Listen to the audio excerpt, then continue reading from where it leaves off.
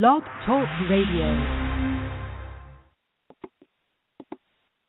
Mi chiamo apura kanu apura kaitnu neye EGUA-Da mi dinde Odwira kwesi rana mpata Akan.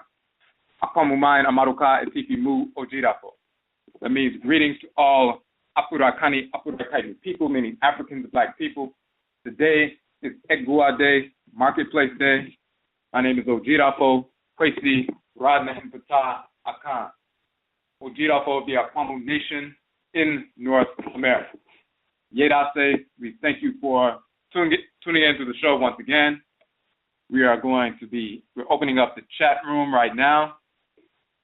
If you are on the phone line and you have a question or a comment, just hit the number 1 so that we can see that your hand is raised. And as we open up the chat room, if you are in the chat room and you want to communicate via the chat room, you must log in with a username in order to interact in the chat room. If you don't have a username, you can sign up for one quickly in Blog Talk. So, for those who are new to the broadcast, we have 3 broadcasts on a weekly basis. We have on Joda on Monday night, we have Akan Nananomsom, Ancient, Authentic, Akan Ancestral Religion, where we deal specifically with the Akan expression of ancestral religion. Number 1, because we are Akan. Number 2, because there's a great deal of misinformation being propagated regarding Akan culture, cosmology, spirituality, philosophy, and so forth, the nature and function of the divinities and so forth, being propagated by individuals in the Western Hemisphere, but also individuals who are on the continent who have been infected with white culture, and therefore their presentation of ancestral culture is misrepresented. Their presentation of ancestral culture is infected. It betrays that infection held onto from the whites and their offspring. So therefore, they put forward information such as monotheism, as though we practice monotheism in alignment with a reflection of Christianity, Judaism, Islam, and so forth, which is totally inaccurate. All kinds of misinformation. So what we do is we clarify concepts, clarify cosmology, clarify the spirituality of Akan tradition, going back to ancient Khanit, a title of ancient Nubia, when our people migrated from Khanit to the western part of the continent to reestablish Akan civilization, or the empire of Ghana, over 2,000 years ago. Then some of our people, about 1,000 years later, migrated south towards the forest belt regions of today's contemporary Republic of Ghana and Ivory Coast, and reestablished Akan or Akan civilization in the forest belt and the savannah region. And a few hundred years later, some of our people were taken from those regions and forced into North Central South America and the Caribbean and Europe during the the Great Perversity, the enslavement era. And this is how we ended up in the Western Hemisphere. Akan people still carrying our ancestral religion in our blood circle. And then we manifest that culture in the form of Winti in Suriname, for example, in the form of Obia in Jamaica, for example, in the form of Hoodoo in North America, the Akan religion.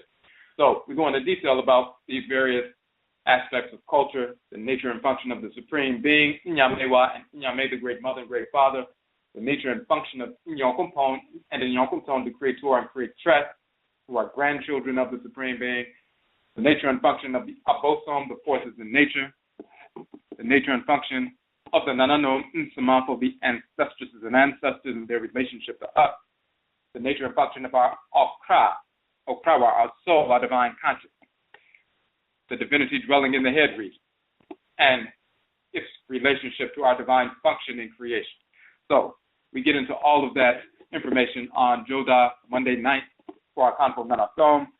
On Tuesday night, we have Odwira, which means purification, and we deal with Nananom, ancestral religion in general, not just the Akan expression, but ancestral religion wherever Afurakani people, African Black people are in the world, how it impacts every aspect of our lives.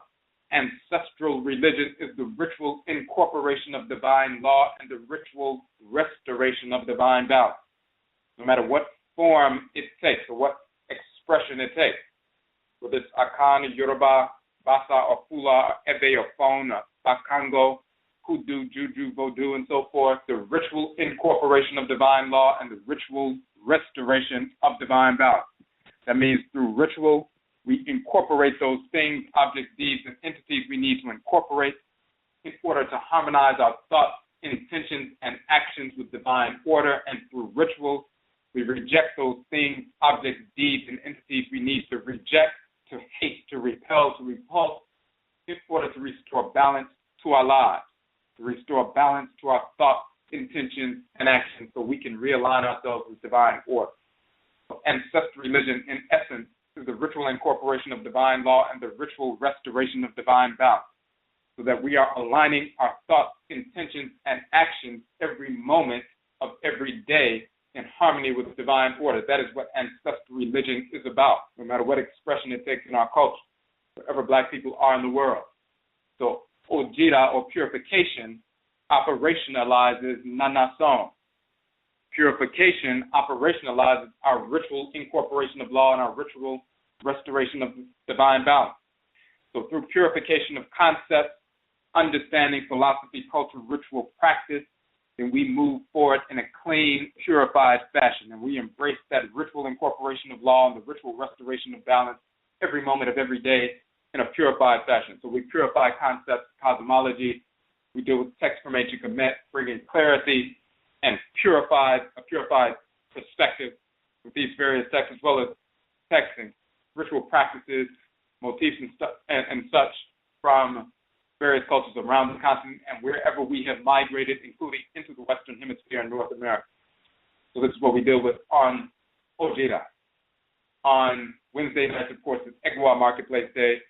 We have individuals, institutions, organizations in our community that are serving our people in a positive capacity and also maintaining our ancestral religious values in the process. So we typically bring individuals on and showcase their businesses, organizations, and institutions. In the process of that, we have published the Akan Economic Development Model. That is an economic development model rooted in Aakhuamuman Amaruka Atifi Mu ancestral religious values. So we published that model.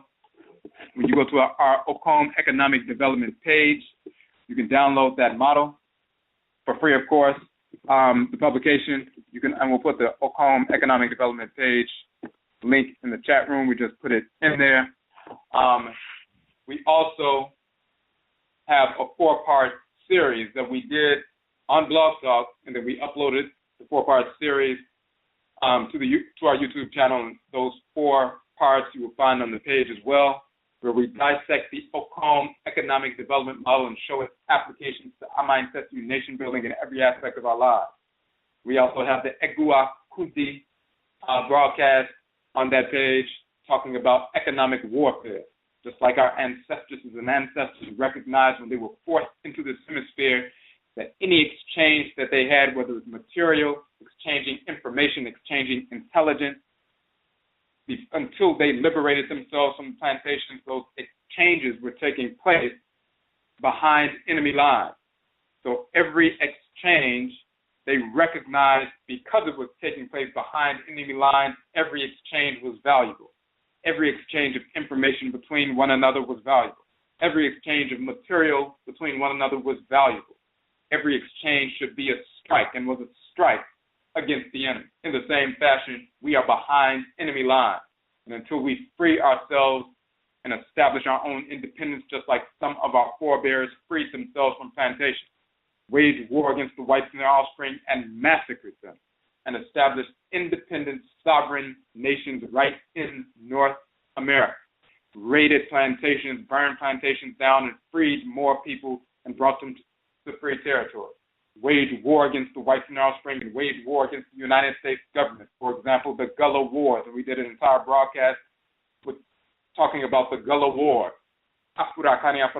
People waging war against the United States Army for over 50 years and were never drugged back into enslavement, killing thousands of the whites and their offspring, the soldiers in the United States Army.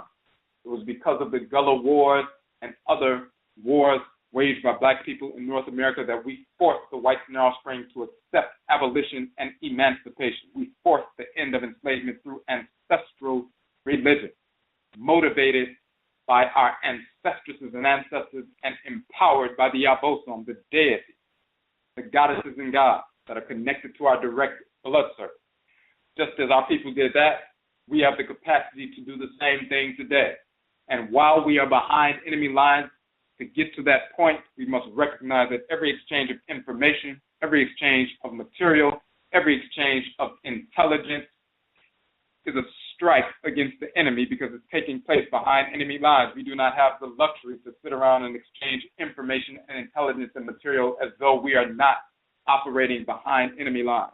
So we deal with that in the EGUA-Marketplace economic warfare broadcast, and we also have the No Quarifo, Neamambre, self-employment and ancestral culture broadcast as well on that page. We also have on the Akan economic development page a list of businesses, organizations, and institutions that we have been supporting and will continue to support, and it's an expansive list as a community. In the Akan economic development model, we have the strategy, starve the beast and feed the pride. That means we make an assessment on a weekly basis to determine what funds we would have spent with the whites in our spring wasted, and then we starve the beast and feed the pride. We take those funds away from the whites in our spring and reallocate them to the business organization or institution of the week. We are targeting one business organization or institution per week for 52 weeks. We began in February. We've been going at it for months, and every week we have been supporting as a community a business organization or institution for capital infusion optimally. Therefore, when you starve the beast and feed the pride, when you take the $15 you would have spent at McDonald's or Burger King or CVS or Chipotle and so forth, and you reallocate that $15 to the business organization or institution of the week, that's a reallocation of resources. When 1,000 of our people engage in that same process, you take $15,000 away from the whites and their offspring, our absolute enemies. White Europeans, white Hispanics, white Americans, white pseudo-Native Americans, white Asians, white Hindus, white Arabs, and so forth, white Latinos, and so forth. You take that $15,000 away from them and direct it to the business organization or institution of the week. A $15,000 infusion of capital to a black business will allow them to expand their services to us, hire our own people within the organization so that they can expand their services and product lines to us. It's a win-win situation. If we do not do that by default, we are leaving the money in the hands of our enemies and financing our own oppression. So this is why we're targeting one business organization or institution per week for 52 weeks, and you'll see the list of those various businesses, and it is an ever-growing list. You'll see their website, but you'll also see the link to the broadcast that they did with us for 2 hours on the Akan EGUA-Marketplace Day dealing with Akan economic development, and you can listen to that 2-hour broadcast, and they talk about their story, talk about the development of their organization or institution or business, their service to the community, their philosophy behind serving the community, and how their ancestral religious values inform their service to the community. So this is what we deal with on EGUA-Marketplace. Today is a special EGUA-Marketplace Day. And the reason why it's a special day for 2 reasons. Number one, tomorrow is the beginning of our 7-day New Year Observance, our OBRADWIRA NANANOMSOM life purification ancestral observance. In the Akan tradition, the New Year's celebration for many Akan poets called Odwira. Odwira means purification, but that is not just an Akan term. In ancient Khanit and Kamit, Nubia and Egypt, we've proven this in our publication. When you look in the language, you'll find that the term Jida also means purification. It also means a celebration of purification. This is why in the Akan language, which is directly descendant of our ancient ancestral language, Jida means purification, or Jida means a celebration of purification. It is the same term we've been using for thousands of years. So, when you look at that terminology, this is why we, in our Akan tradition, the New Year celebration is called Odwira, a time of purification. So, in the Akan tradition, around August, September, October, that is when they have Odwira traditionally on the continent. The dates shift between those months. Here in North America, the Aakhuamuman Amaruka Atifi Mu, the Akwamu Nation in North America, we have a 7-day Odwira celebration as well. We call OBRADWIRA NANANOMSOM. Ours is always calibrated to the Atem Atemet Equinox, the so-called autumn equinox, the first day of fall.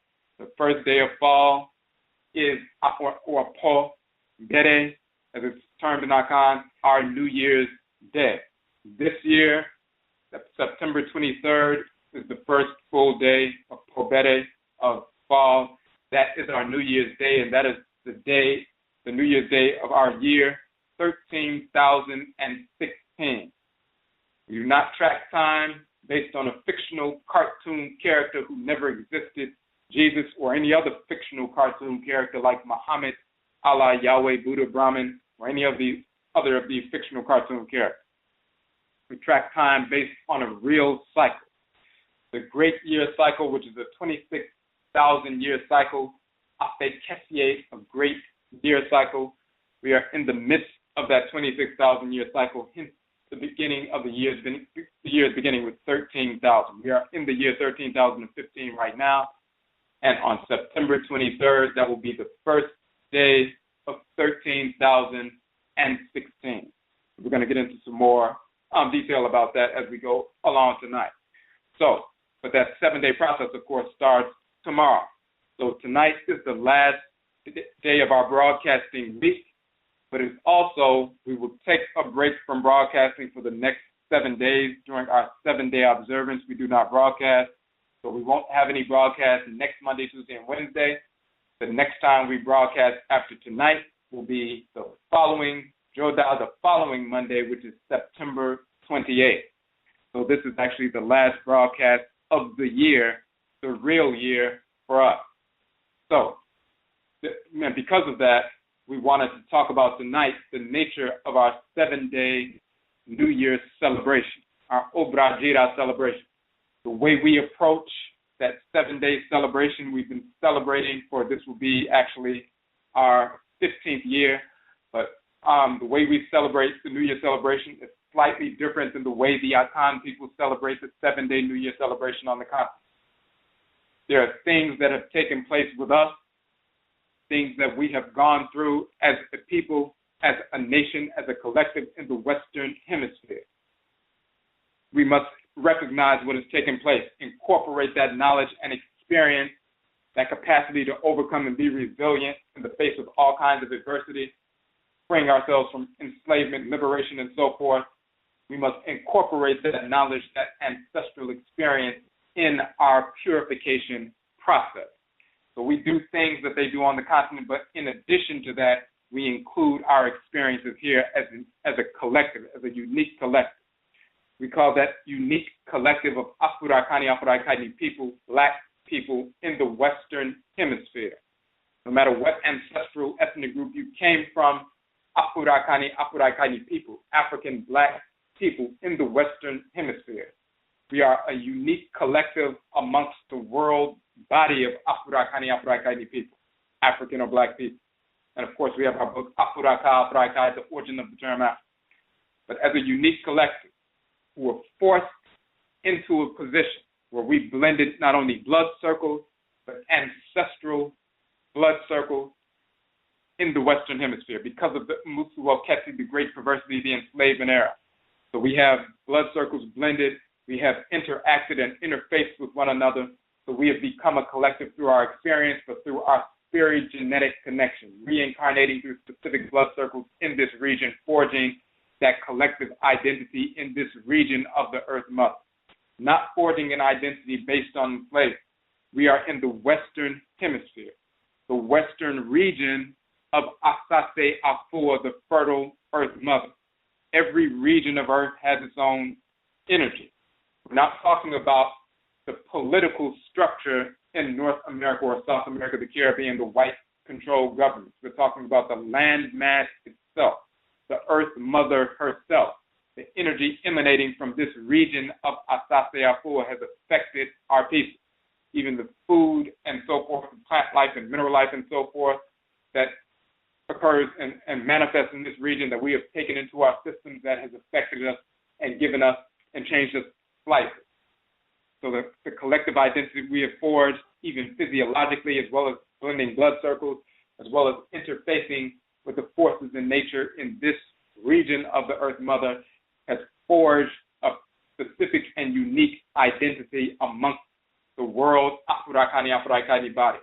So we refer to ourselves as Afurakani people in the West as Odwira mind.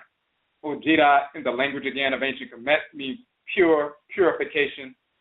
And then you have mind or Manu, meaning a nation, a polity, a city or government, but it also means the West or the Western Hemisphere, the land of the setting sun. So when you look on our Odwira Mind page, and we'll put that link in the chat room as well, we did a 7-part series on Blog Talk Radio called Odwira Mind, the purified Jira Mind nation in the West nation, the land of the setting sun. We showed the Medusa, spelling out Jira Mind, and this is how we designate ourselves as Afurakani people in the West. We are the purified nation, those who died to the culture and resurrected to back into the culture, just like Alsar dying and resurrected, just like Aset being forced out of the rulership of Kemet, going into the swamps of northern Kemet, giving birth to Heru, and re-emerging, and eventually re-emerging back to her throne as Tenut, as queen mother, and Alsar returning as king and so forth, sovereign. We are those who have died and reborn, purified, the purified nation, Odwira Mind, in the Western Hemisphere. Instead of using the term diaspora, which recalls and connected to the fictional cartoon story in the Bible of a group of people, Hebrews, who never existed at all, of any race whatsoever. Instead of utilizing that terminology, the diaspora, we define ourselves by our own language and by our own experience and by, in reality, what we have gone through and who we actually are, the purified nation of Afurakani people in the Western Hemisphere, Odwira Mind. Odwira Mind Nu are the people. Odwira Mind itself is the purified nation. So we talk about that. We have the page, and we'll put that link real quick. It is odwirapod.com/odwiramind.html. So we'll put that link in the chat room. And, of course, you'll see that all on various pages on our website. So, because we've had these experiences, as we said, as a unique collective, then we must honor and recognize the value of the wisdom that we have gained in this region of the Earth Mother, that which has allowed us to sustain ourselves, and those of us who adhere to culture, free ourselves, and reestablish ourselves. And therefore, we're moving towards the reestablishment of our nation-building process and fulfilling our mindset to nation building. So, the way we deal with the 7-day observance, it's based on that reality. All of our people can engage in this process. It's not just an Akan observer. The equinoxes and the solstices, the spring equinox, the autumn equinox, the winter solstice, the summer solstice, these 4 major points of the year, of course, we experience these shifts in energy in a dramatic fashion in the Western Hemisphere, especially like, for example, in North America. If you were living on the continent near the equator, the time of the year, summer and winter and spring and fall, there's not as marked of a change with regard to temperature and energy and so forth, even though there is a change. When you're living in North America and in the wintertime it's snowing, and the summertime it's very hot, and the spring and fall, the climate is temperate, there are shifts in energy that are dramatic in their degree of change. And we take advantage of those shifts in energy. We take advantage of the shift in energy that takes place, the equilibrating energy of the autumn equinox as well as the spring equinox. But we're coming up upon the autumn equinox, the Atemet Equinox, Atem, and Atemet, the male and female divinity. This is where you get autumn from. When you look at the setting sun, the evening period, that is the end of the warm cycle, the beginning of the evening, and the cool, the night cycle. It is akin also to that time of the year, the setting, which is the fall, the end of the warm cycle, the spring and summer is coming to an end, and then you're about to go into the cool cycle, the cool dark cycle, the seeding cycle. That is the fall and then the winter. So when you look at the setting sun, for example, the deity Atem in ancient Kemet, sitting inside of the red sun. The sun very often takes that reddish hue when setting. So when you see Atem, he's sitting inside the boat of the sun. He's sitting inside the red sun. Of course, Tem, one of the titles of Tem, or definitions of Tem, means to bring to an end, to complete, to finish. It also means hard, compact substance. It also means red or reddish. The divinity sitting inside the red or reddish sun. The setting sun is coming to the end of the day, to finish, to complete, to bring to an end. But when that red sun sets in the western horizon, that's akin to a seed being planted in the ground. The sun is going into the ground. That energy, that hot energy, is moving through the underworld and getting inside of the ground.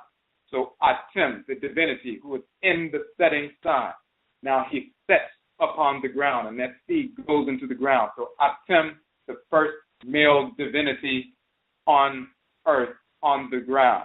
And this is why they say Atem or Adam means red or ruddy in the Bible, and he's the first man on earth.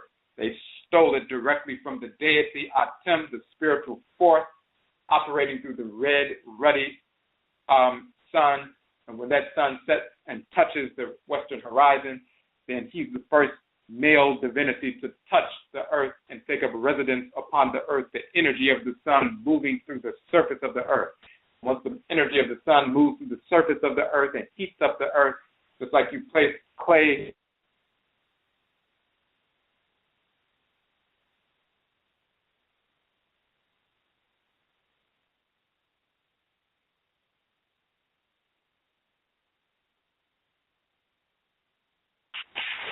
Okay, so it looks like the audio dropped for a second. If anybody in the chat room, you can see, send us a message or let us know that you can hear us once again. Anybody in the chat room, just type in yes or no if you can hear the audio. We want to make sure. Okay, you can hear it good.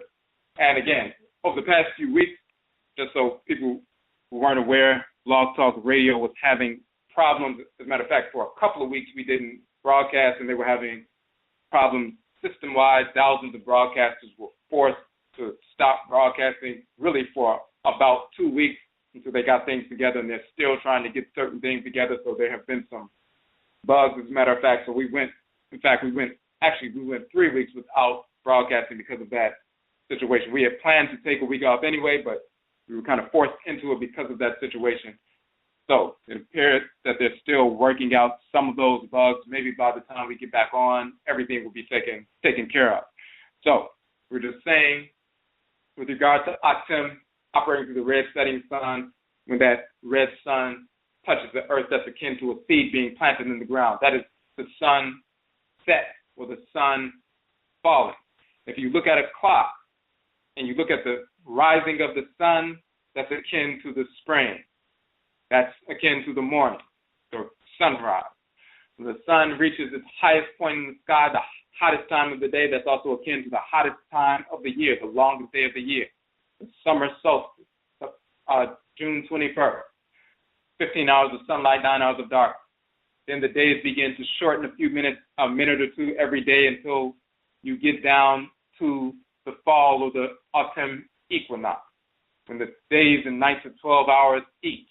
September 23rd, September 22nd, is akin to the evening point around 6 p.m. at the sun set.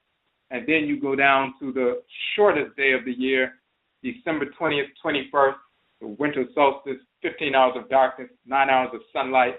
That's also akin to the darkest, deepest, coolest part of the 24-hour day cycle, that is midnight. And then we get back to sunrise, which is akin, once again, to spring. So when we get to the evening point, when the sun is setting, that's the end of the warm part of the day. We're about to go into the 12 hours of night, the darkness, the cool part of the day cycle. When we get to this part of the year, that's akin to the sunset, the fall. When you talk about spring, that's when sprouts are coming up. When you talk about summer, you talk about the full flowering of the plant and the fruits and so forth. When you talk about fall, when the sun is setting, fall, then you're talking about the harvesting time when the fruits detach from the plant.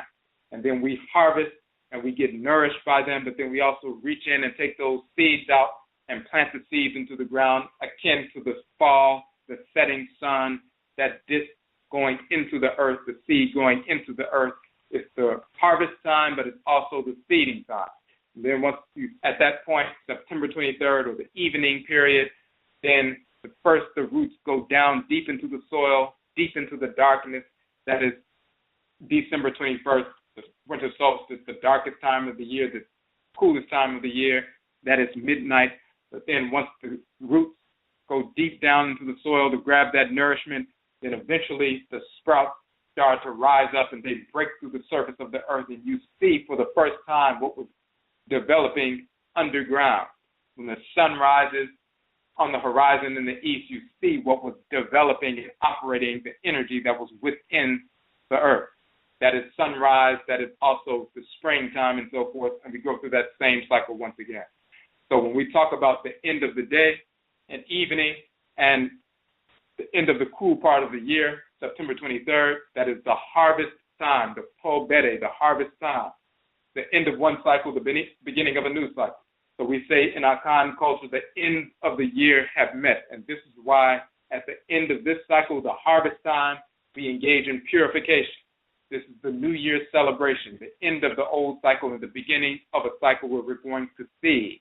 And then 6 months later, around the spring equinox, we have our Apo observance, Apo Afashe. We take advantage of the spring equinox, the vernal equinox, and the energy governing that particular period. And that's a time of purification. Po means to reject, to purge what has taken place over the past 6 months. Anything negativity that was picked up, you purge yourself of that so you can move into the warm cycle, the expansive cycle, the vigorous cycle, clean, so you can fully activate what you had seeded and germinated and rooted in the previous 6 months. So we, on those balancing points of the year, we have observances at those particular times. So we say that to say that all Afro-Kani people in the Western Hemisphere, all people of Odwira mind, the purified Odwira-Mind nation in the Western Hemisphere, mind, Black people in the Western Hemisphere, we can take advantage of those 4 points of the cycle, including the winter solstice and summer solstice and so forth. We have ritual practices during those times as well. Can take advantage of that as part of our own natural calendar unique to our people in the Western Hemisphere. All of us can engage this process of this 7-day observance, or some traditional cultures, for example, the Igbo have a 4-day week. The Yoruba have a 5-day inclusive week.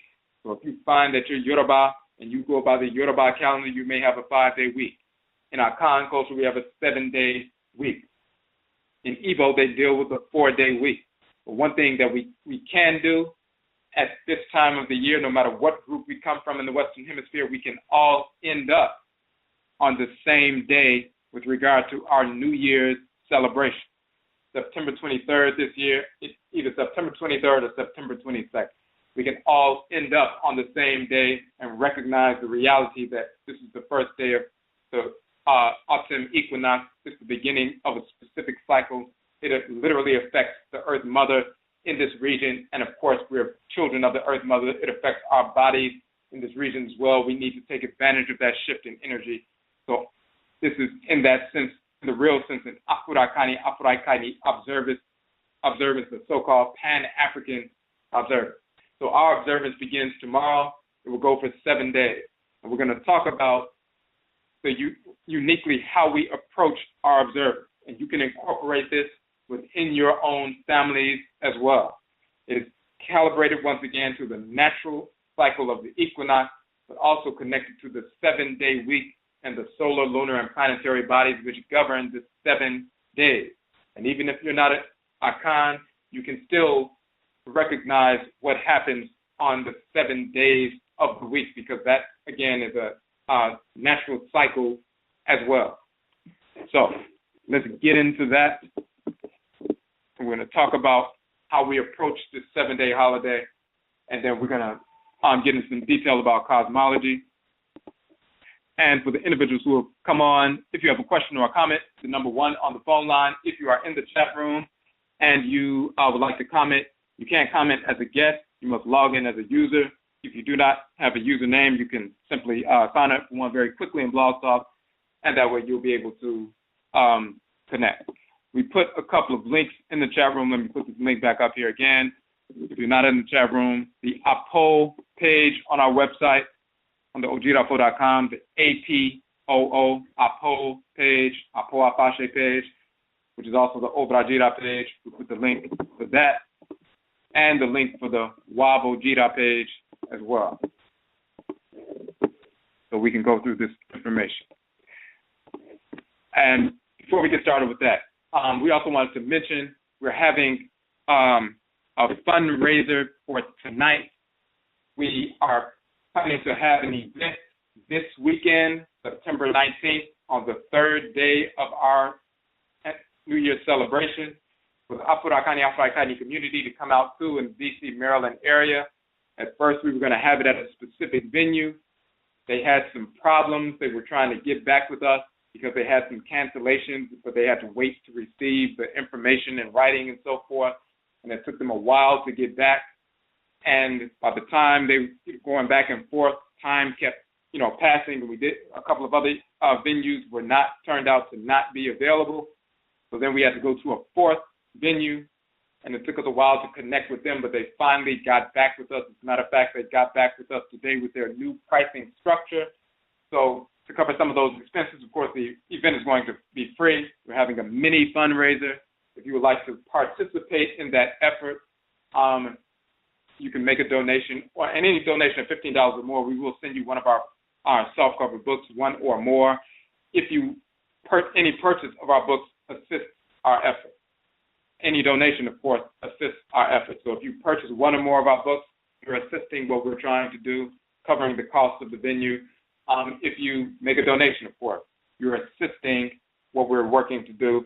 And then any donation of $15 or more, we will send you one or more of our soft cover books. We have published 16 books, including Afuraka, the origin of the term Africa, More means dead, Ankh, the origin of the term yoga, Kara Kasa, the origin and nature of the chakra, where we show these terms in ancient Kemet, Modernity, divine law, love and divine hate, Koko Ba, where we prove conclusively that dissexuality, homosexuality never existed, was not accepted in ancient Kemet, and we go through those specific texts and properly translate them and show the cosmology behind them, proving that Anidaho, talking about the origin of the term Naga, Negas, Nigger, Nganga, and so forth, showing that these various terms that are often promoted for the origin of the term nigger are totally inaccurate and foolish.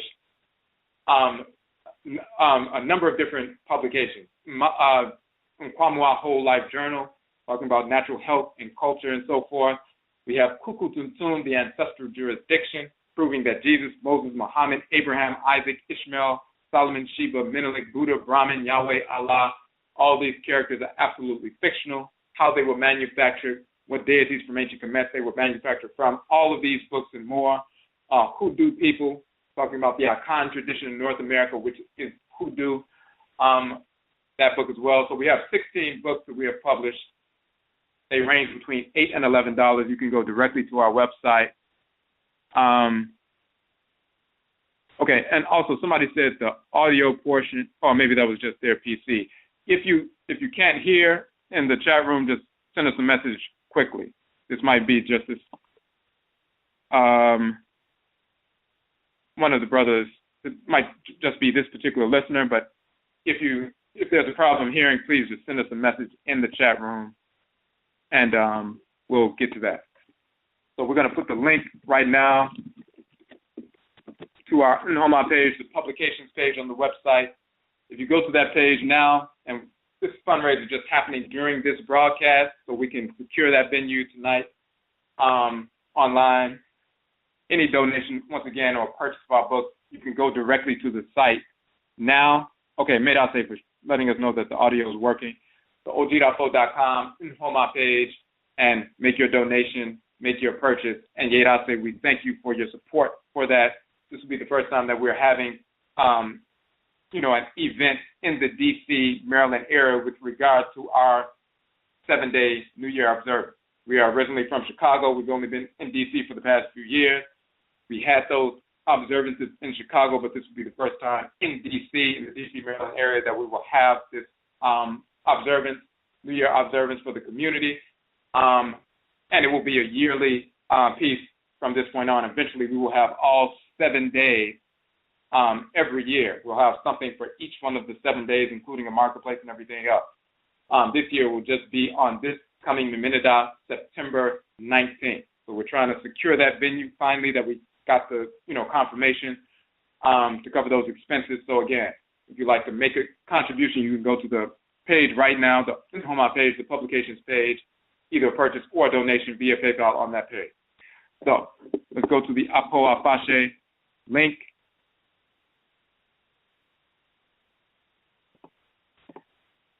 And I'm going to put that link back in the chat room right quick.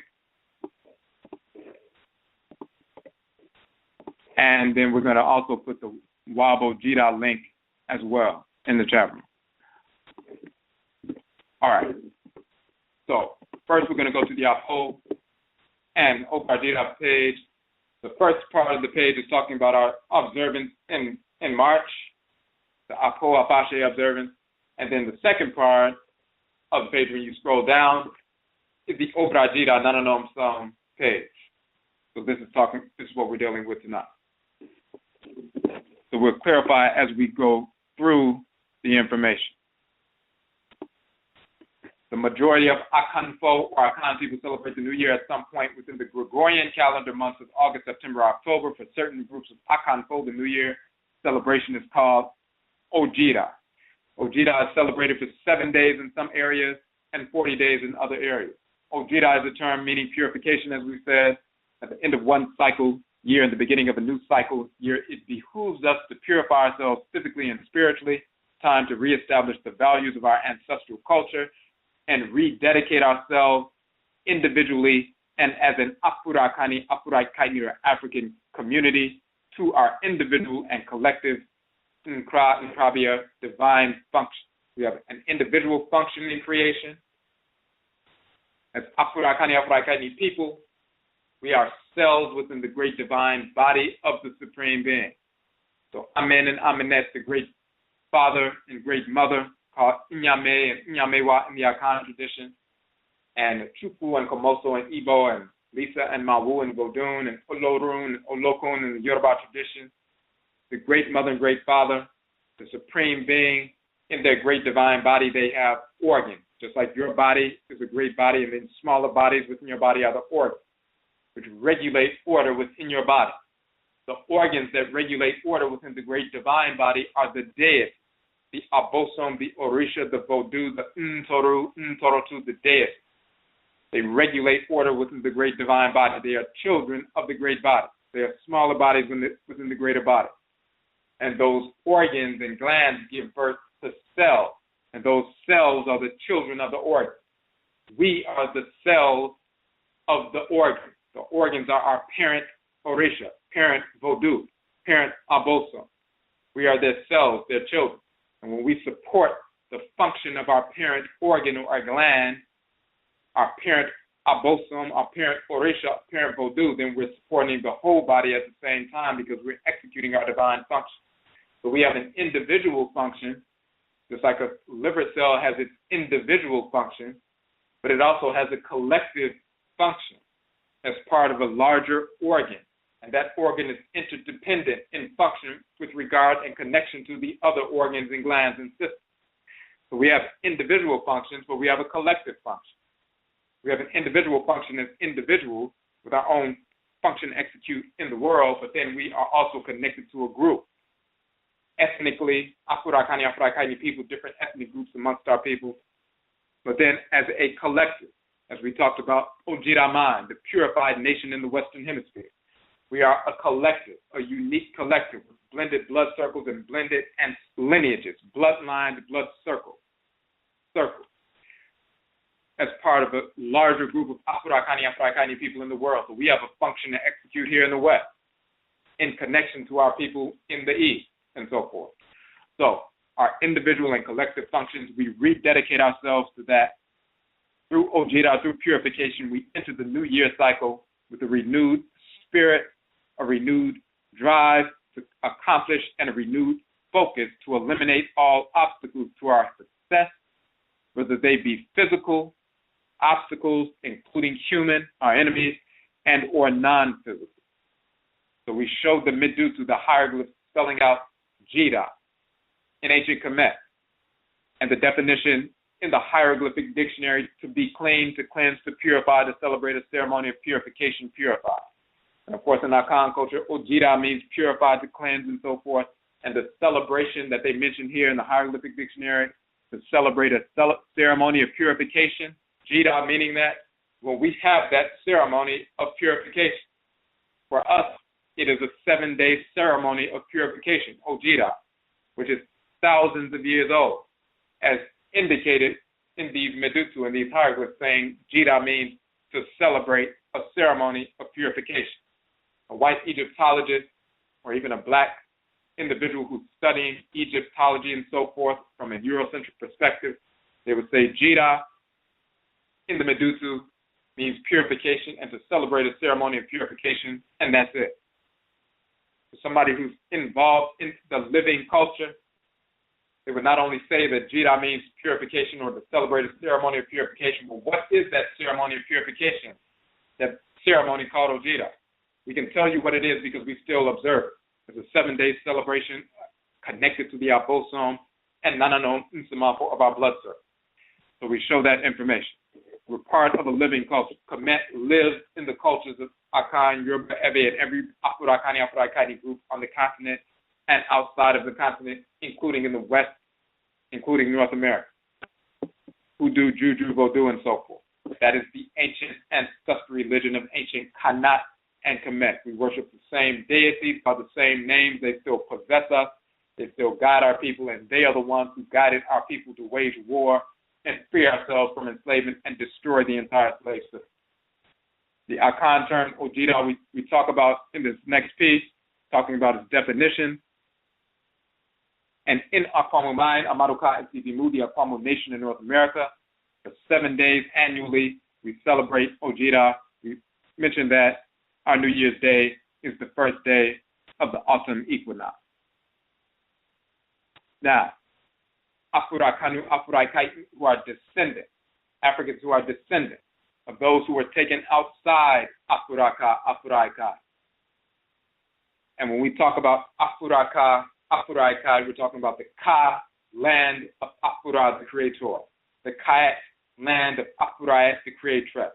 Aphurad are titles of Ra and Ra'et, the creator and creatress. So in our book, Afuraka, the origin of the term Africa, we prove conclusively that the term Africa comes from Afuraka. We prove that in the Medusa, in the hieroglyphs of ancient Kemet, cosmologically and phonetically, our publication is the first book to prove that of any scholar, black or white, anywhere in the world. So we prove that conclusively. This is why we use that terminology. So those of us who are descendant outside of Afuraka, we were taken outside of Afuraka, we have received invaluable insight by engaging this part of the world, quote unquote, losing and quote unquote reclaiming our ancestral culture and seeing our absolute enemies, the whites and their offspring, for who and what they truly are. We therefore institutionalize this experience as part of the accumulated wisdom of our ancestry. So when we talk about the accumulated wisdom, there's not only the wisdom coming directly from the continent of our ancestresses and ancestors, but we have ancestresses and ancestors here as well. And part of the accumulated wisdom of Afuraka was carried by our people into this region. They showed us how to navigate our way through these adverse circumstances and free ourselves. That becomes part of the accumulated wisdom of our ancestry, which is over 1 million generations of earthly experience. So we institutionalize that knowledge, that insight, that experience. The values of our culture are ritually reaffirmed in a major way annually under the guidance and influence of the Nananomsom, our spiritually cultivated ancestresses and ancestors, Afro-Kaini, or African Black only, of course, and the Abosom, the Abosom, who govern, the deities who govern the solar, lunar, and planetary bodies which define the 7-day Akan week, and from whom all Akan folk derive our Akradin, or our soul name. And of course, and we're going to get into that. The 7 days of our Odwira observance revolve around the 7 root mbe, so-called proverbs of divine wisdom teachings of our ancestresses and ancestors. The 7 root mbe, or proverbs of Wabojida, Pat and Samain Atemu. The Wabojida is a specific body of knowledge founded upon the 7 mbe, the 7 proverbial teachings, divine ancestral wisdom teachings, which stream from the Akradin Bosom, and whose value is brought into fruition by our Nananomsom. And we're going to get into detail about that. These root teachings serve as an example for us, principles of purification, and a standard by which to measure our development individually and as an Oman, as a nation, as a community. We did a video on that, but what we're going to do is we're going to get into those in detail. And the rest of the page, we just talk about the reality. We celebrate this particular year, September 17th through the 23rd. Some years, September 16th through the 22nd. And of course, on the 23rd is the first day of our new year, 13,016. No non-Afro-Kaini, non-African, or non-Black individual or group, that means white Europeans, Americans, Hispanics, Latinos, Latinas, Arabs, Asians, pseudo-Native Americans who are just migrant Asians who invaded this hemisphere.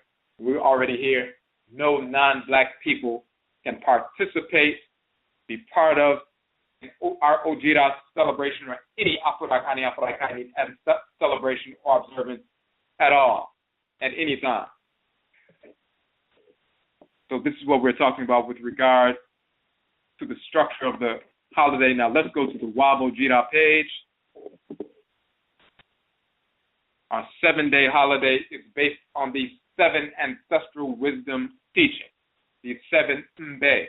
The term mbe is plural for ebe. Ebe is defined as, in English, as proverb or teaching. But the term abe in Akan is the palm tree. Bereo are the palm leaves, or the oil palm leaves. But the abe is the palm tree, and then the ebe is that which is derived from the palm tree, the palm nut, and so forth. And the reason why proverbs are associated with I call ebe, coming from the abe, the palm tree, because when you see the palm nut, you don't understand immediately all of the value that's within the palm oil and the palm nut and all the products that can derive, that can help heal and develop the people in many different ways. So what is extracted from that nut that's not very apparent when you're just looking at it, there's so much value, so much treasure inside of the palm nut. When you relate ancestral wisdom teaching, there's so much in a small proverb or a saying. There's volumes of information that can transform your life, keep you in harmony with order, put you back in harmony with order when you extract what is coded within that ebe, within that palm fruit, that palm nut, and so forth. So the proverbs are called ebe, is a cosmological foundation. That is key, because abe is the tree. Abere means time. Bere also is a title of Bere Tri Kunuate, that is the title of Tuhuti in ancient Kemet, the male divinity of divine wisdom, and the female divinity of divine wisdom is Aberewa, which is the title of Seshat. Tuhuti and Seshat, the male and female forces of divine wisdom, holding the notched palm branch, measuring time and measuring our behavior against the standard of divine order. They hold the notched palm branch, Tuhuti and Seshat. Then in Akan culture, Bre, Chirihunuate, and Aberewa, the root is Bere or Be, is the palm tree. The same divinities of divine wisdom are associated with the palm tree in Akan culture, And we talked about how you can extract wisdom, just like you can extract value from the palm nut. In the same fashion, you have Tahuti and Sashat, male and female forces of divine wisdom holding the notched palm branch in ancient Kemet. In the Vodun tradition, Fa is the divine palm tree. And sitting upon Fa, the divine palm tree, and Fa, of course, is also the divination system. Fa is the male divinity of divine wisdom.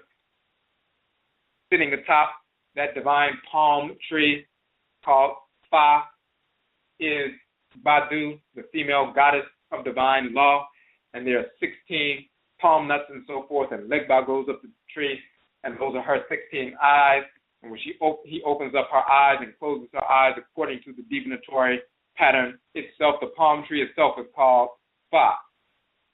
In Akan culture, the Abe, the palm tree, is the root of the name Bre, Chirihunuate, a title of Tuhuti, and Aberiwa, the title of Sisha.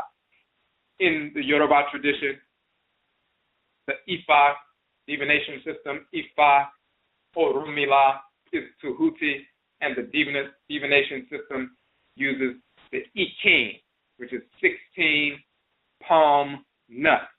So divine wisdom associated with the palm nut, associated with the Huti, Ifa, and Apetibi as well.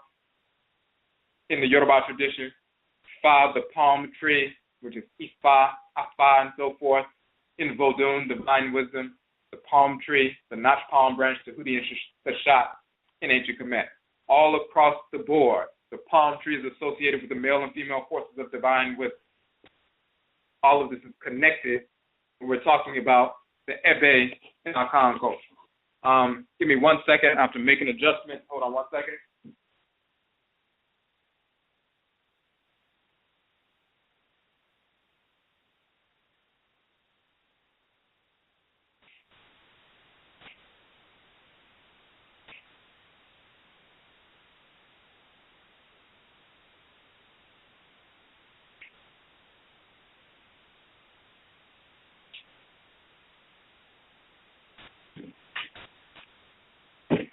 Okay, so that divine palm tree is associated. So the seven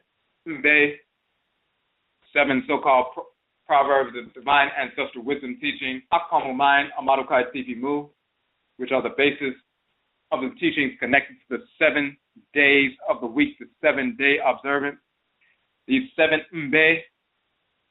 wisdom teachings were given by the Abosom, the Akan divinities that govern the solar, lunar, and planetary bodies that animate the 7-day week. They were given by the Abosom to the Nananomsom, for the spiritually cultivated ancestresses and ancestors of Aakhuamuman Amaruka Atifi Mu. These 7 or proverbs are the foundation of our 7-day OBRADWIRA Aakhuamuman New Year. These 7 principal values of purification given by the Abosom, the deities, to our ancestresses and ancestors, and of course given to us, called Wabojida, restores the requisite level of purification necessary for Apurakanu to function completely, consciously, naturally, in harmony with our nature as Apurakani people. You are then able to consciously and properly embrace your nanasom, Apurakani ancestry living, and Amamre, Apurakani ancestral culture, fully without profanation, without profaning it. This is the necessary foundation for fully engaging the process of ancestry nation building and restoration in the proper sense. So you don't have to be masters of culture and cosmology and so forth. There's a requisite level of purification necessary for us to move forward harmoniously so that we can begin to incorporate law and restore balance to our lives. Certain principal values of purification we must incorporate. Once we clear certain things out and purify ourselves on a foundational level, then we can move forward and embrace our culture fully without profaning the culture, without being the kind of Negro who just embraced ancestral culture and then start trying to bring bisexuality and Jesus and all this other nonsense and trying to weave it into the culture. When you purify yourself on a basic level, Then when you move to embrace your ancestral culture once again, you can do so in a clean, purified fashion. And then you're open to incorporate all the wisdom you need to incorporate without having this wired, unnatural propensity to infect what you're receiving. The body of knowledge comprising Obradwira, these 7 Mbe or proverbial teachings, and its cosmological underpinning is taught through our institution, Aakhuamuman Obradwira is also, in addition to that, is the name of the major form of Adebisa, oracular divination. Obradwira Adebisa used within Akwamuman, within the Akwamu Nation in North America. We have a page linked to our Adebisa oracular divination information. Of course, it's translatable and transferable to all Afurakani ancestral languages and cultures. The principal values, of course, exist in all of our cultures, wherever we are, because they're based on reality, the energy of the Abosom that govern our natural cycle. And therefore, they are open to all Afurakani people, and of course, Afurakani people only. So we're going to go through these 7 Mbe, these 7 proverbs, and the 7 days of the week, New Year Observance. Each day is connected to the Abosom that governs the day, the deity that governs the day, and then these proverbial teachings carry the energy of that particular day, that those forces in nature that govern that day. So we'll go through them first, and we'll show the connection to the Abosom. And before we go to that, hold on one second.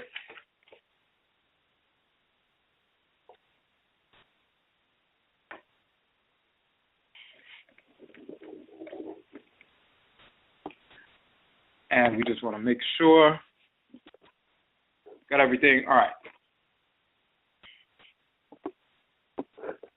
So, the first principal value you see, Kradin ye nyame wa nyame ocheyam. The soul name, the Kradin, the soul name is the Ocheyame, the spokesperson of the Supreme Being to our spirit. So we have a name in our Akan culture, the soul name, the name that is associated with the divinity that dwells in our head region. So each one of us, as Afurakani people, before we incarnate into a womb, we are drawn to Nyamewa, Nyame, the great mother and great father, and we are assigned a divinity that takes up residence in our head region. That divinity has a specific configuration of energy. That is our Kra, our soul, our divine consciousness. Depending on the nature of that divinity, we have a name associated with that divinity that resonates at the frequency of that divinity.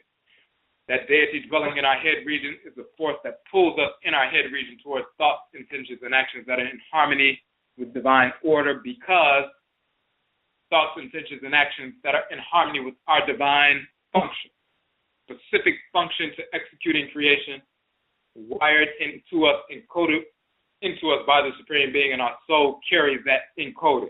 Just like your brain carries the blueprint that regulates all the functions in your body, your spirit's brain, your soul, your Kra, your Krawa, your Ka, your Ka'et, your Odwira Inu, the Selido.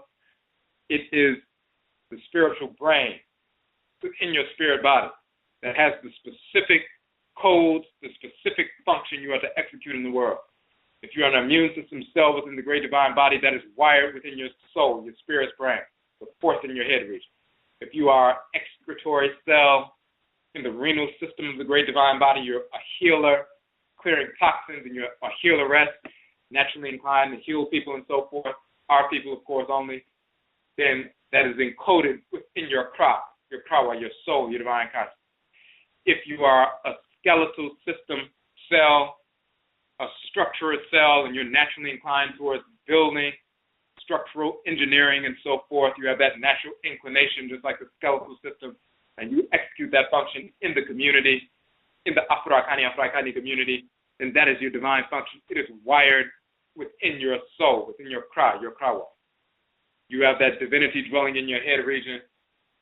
Your name reflects that divine function. You have a name that carries the energy, a specific configuration of vibrations that will, every time you hear it or speak, it will propel your soul or provoke your spirit, provoke you to move in the direction of executing your function. Those sound vibrations will realign you, snap you out of that coma if you're outside of order. That specific configuration of sound vibrations will realign you consciously to get back in harmony with your divine function in every thought, every intention, every action. So this is what our names are based on. The technology behind associating names with our people and naming ceremonies is based in that reality.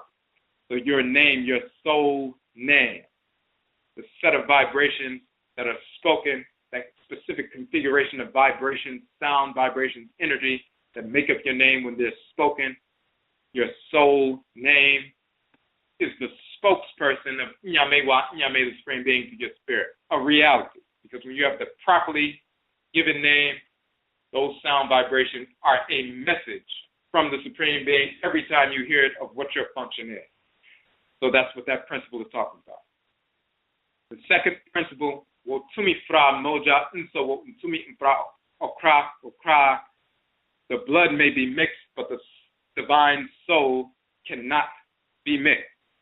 As we talked about, we incarnate into the world. We are ancestresses and ancestors, and we incarnate into the world by being drawn into a womb. When we were forced into enslavement, we were living on the continent at some point, we are forced into enslavement. We die on plantations, we become ancestors and ancestresses. We watch our children and grandchildren and great-grandchildren, every generation growing up on these plantations, and some of them wage war against the whites and their offspring and free our people from the whites and their offspring. But over the generation, because of different circumstances, sometimes we are blending blood circles amongst Igbo and Akan and Yoruba on the plantations and so forth. And then sometimes some of our people get caught up, either raped by the whites and their offspring, whether it's white Europeans or white pseudo-Native Americans and so forth, polluting the blood circle. But then our people reconstitute and reconnect with one another. So we have these light brown skins that are just scarred, evidence that violence took place in the blood circle. When you have a scar on your arm, a scar on your body, it is evidence that violence took place. It's also evidence that your body healed itself. These light brown skins that we wear, as we always say, are scars. It is evidence that violence took place in the ancestral blood circle. It's also evidence that the melanin-dominant body won the physiological battle, or else we would be melanin-recessive practice. So we healed ourselves, but it's still evidence that violence took place. It's also a reminder of what can possibly happen and what we will not allow to happen again. But these light brown skins are scarred. But the blood may be mixed, but the soul is not. So even though violence took place, as you watch some of your descendants get caught up if they weren't paying attention and being in alignment with order, eventually you get drawn into the womb of one of your great-great-great-great-great-granddaughters, and she's light brown and her husband is light brown, so you come out light brown this time. And as you're growing and developing, you ask your mother and your father, where do we come from in America? And they say, well, we were mixed with a number of different groups and we can never know who we are. But you're the same spirit. If you were Akan in the previous lifetime, you're the exact same Akan spirit. Entered into a womb where the blood was mixed, but your soul was not mixed.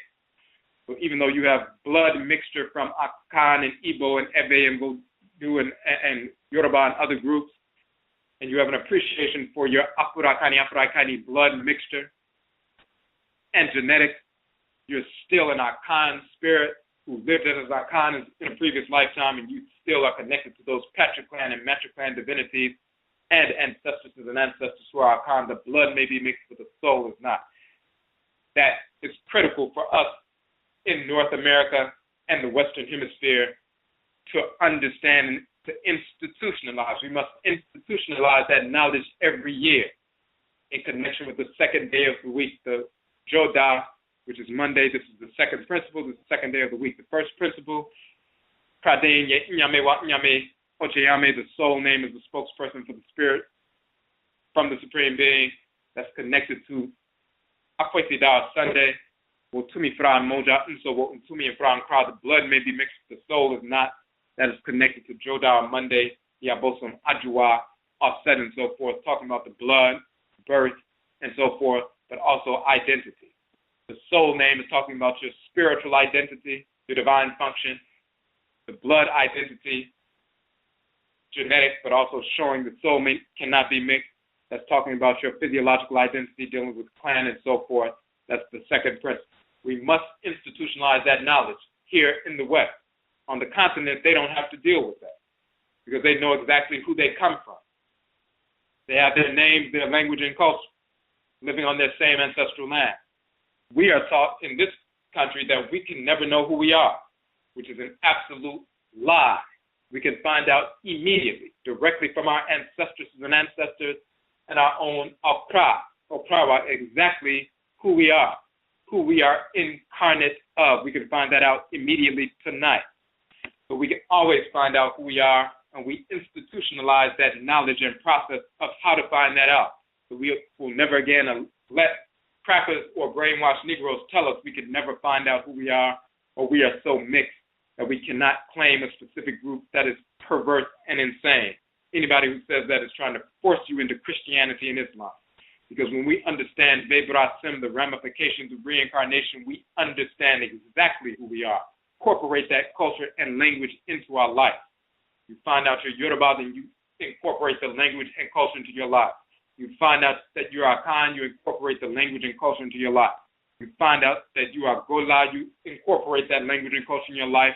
You find out you're Bakango or Mindi speaking, or whoever you are, you incorporate that language and culture back into your life because you lived as that individual in your previous incarnation before the enslavement process began. That is key. And this is evidence of the kind of thing we must incorporate and institutionalize within ourselves and our children from birth.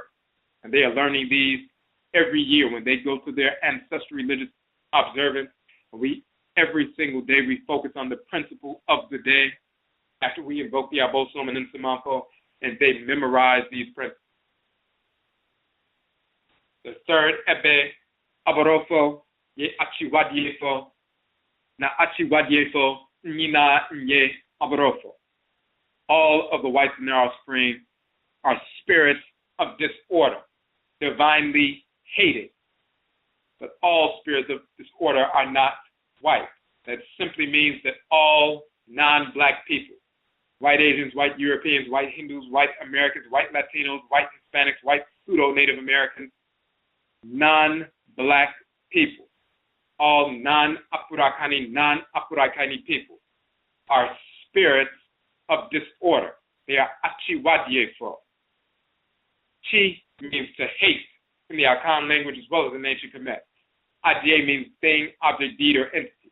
Achiwadie or Echiwadie means thing that is hated, divinely hated. It is something that is taboo. It's translated as taboo in English. That means it's divinely restricted, divinely prohibited. For example, rape, child molestation. That's Echiwadie, that's divinely hated, rejected by the Supreme Being. It will place you out of harmony with divine order, sets you up to be exterminated. It's divinely hated. The whites and their offspring are Achiwadiefo. They are a group of people, individuals who are divinely hated, divinely rejected.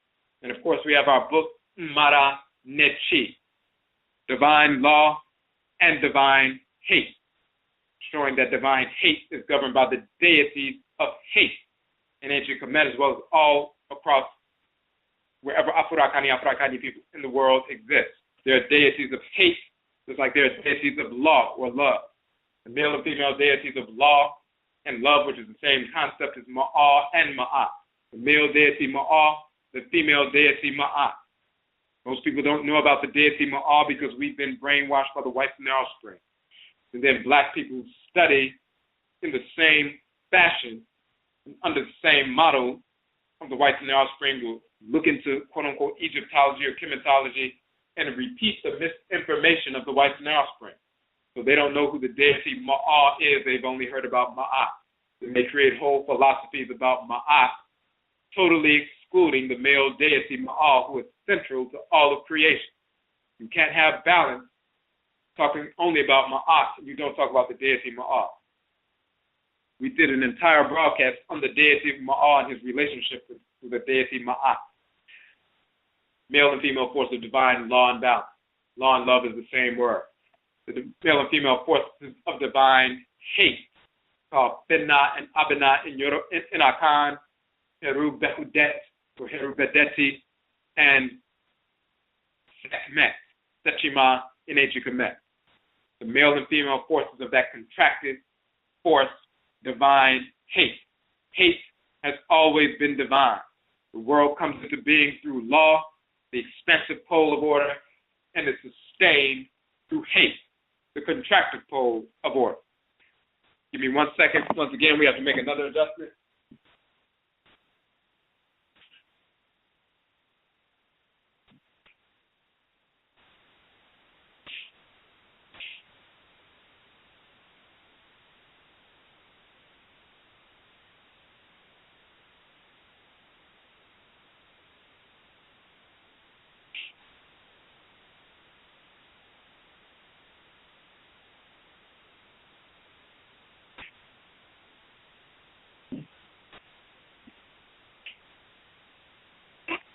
Okay, so divine law and divine hate. We have a book, Modern Nishi, Divine Law and Divine Hate, proving who these divinities are. Benna and Abena, as we said in Akan, Ogun and Iyami Abeni in the Yoruba tradition, Ogu and Ananu in Bodun, Herubekudet and Sechima Sekmet in Equinox. Same divinities with the same name and their descriptive titles you will find in the various cultures on the continent that you will find in the Medutu, the hieroglyphs of Equinox. Abarofo ye achiwadiefo. All of the whites in their offspring are spirits of disorder, divinely hated, rejected, repelled. It's like every cancerous cell in your body is divinely repelled, hated, destroyed by the immune system. Not accepted, not embraced, not turning the other cheek and saying, well, you're a cancerous cell and you're trying to kill everybody, but we're going to turn the other cheek because we're all cells. The divine response, the cancerous cells that develop within the body, within the community of the other cells, is the immune system and lymphatic system to isolate them, kill them, and expel them from the body, to maintain the integrity of the body. The whites and their offspring are the cancerous cells in the body of black humanity. The only solution is complete extermination. These cancerous cells seek to consume, destroy, enslave, murder, torture our people every moment of every day. They've been doing that whenever they were able for thousands of years. For thousands of years, we have crushed them and destroyed them. Only recently, in the past 100 to 200 years, they have gained the upper hand. They are spirits of disorder, all of them. So all of the whites in their offspring are Achiwadiefo, spirits of disorder, divinely hated.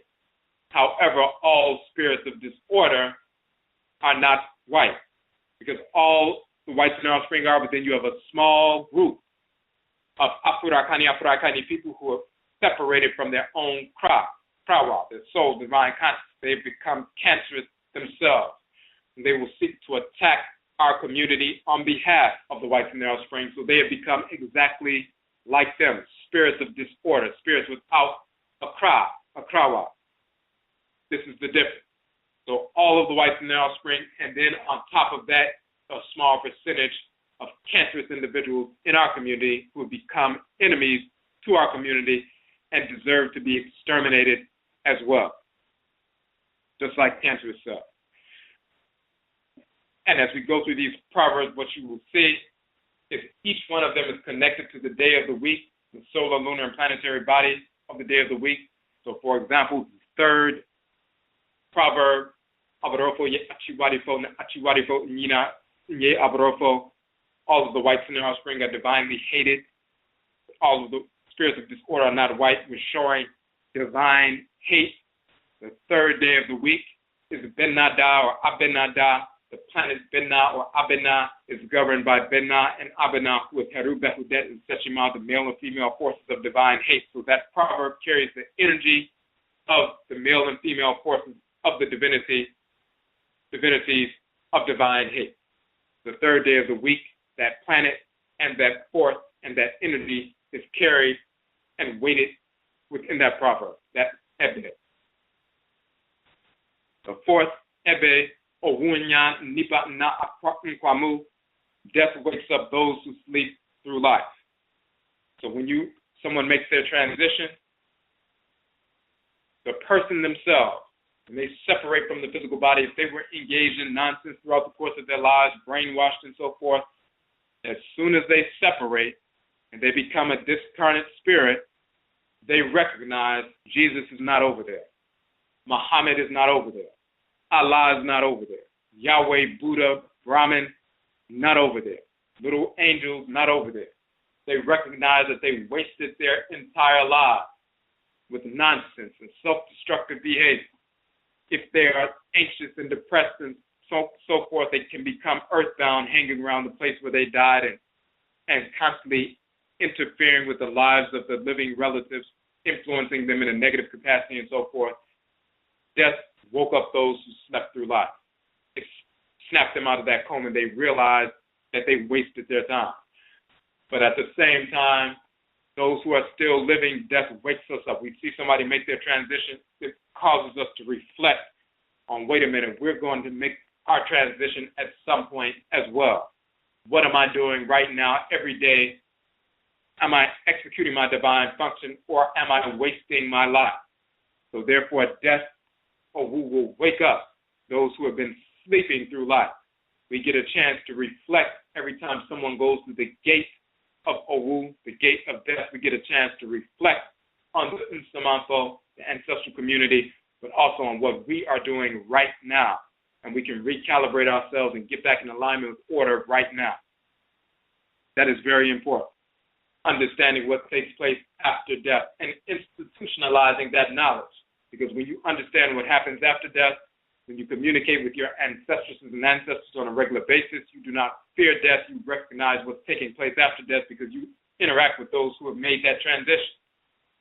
So then you make better decisions during life. You don't make decisions based on fear. You don't make decisions based on, I'm going to burn in hell if I don't go to church and all that other idiocy. Or if I don't tithe and all this other foolishness, you don't go to church at all because you rejected fake religion.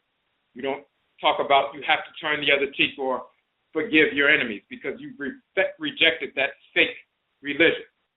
Death wakes up those who sleep through life. The next Ebe proverb, Nkrabeya Shesun Sum Tie Asem Okra Okra.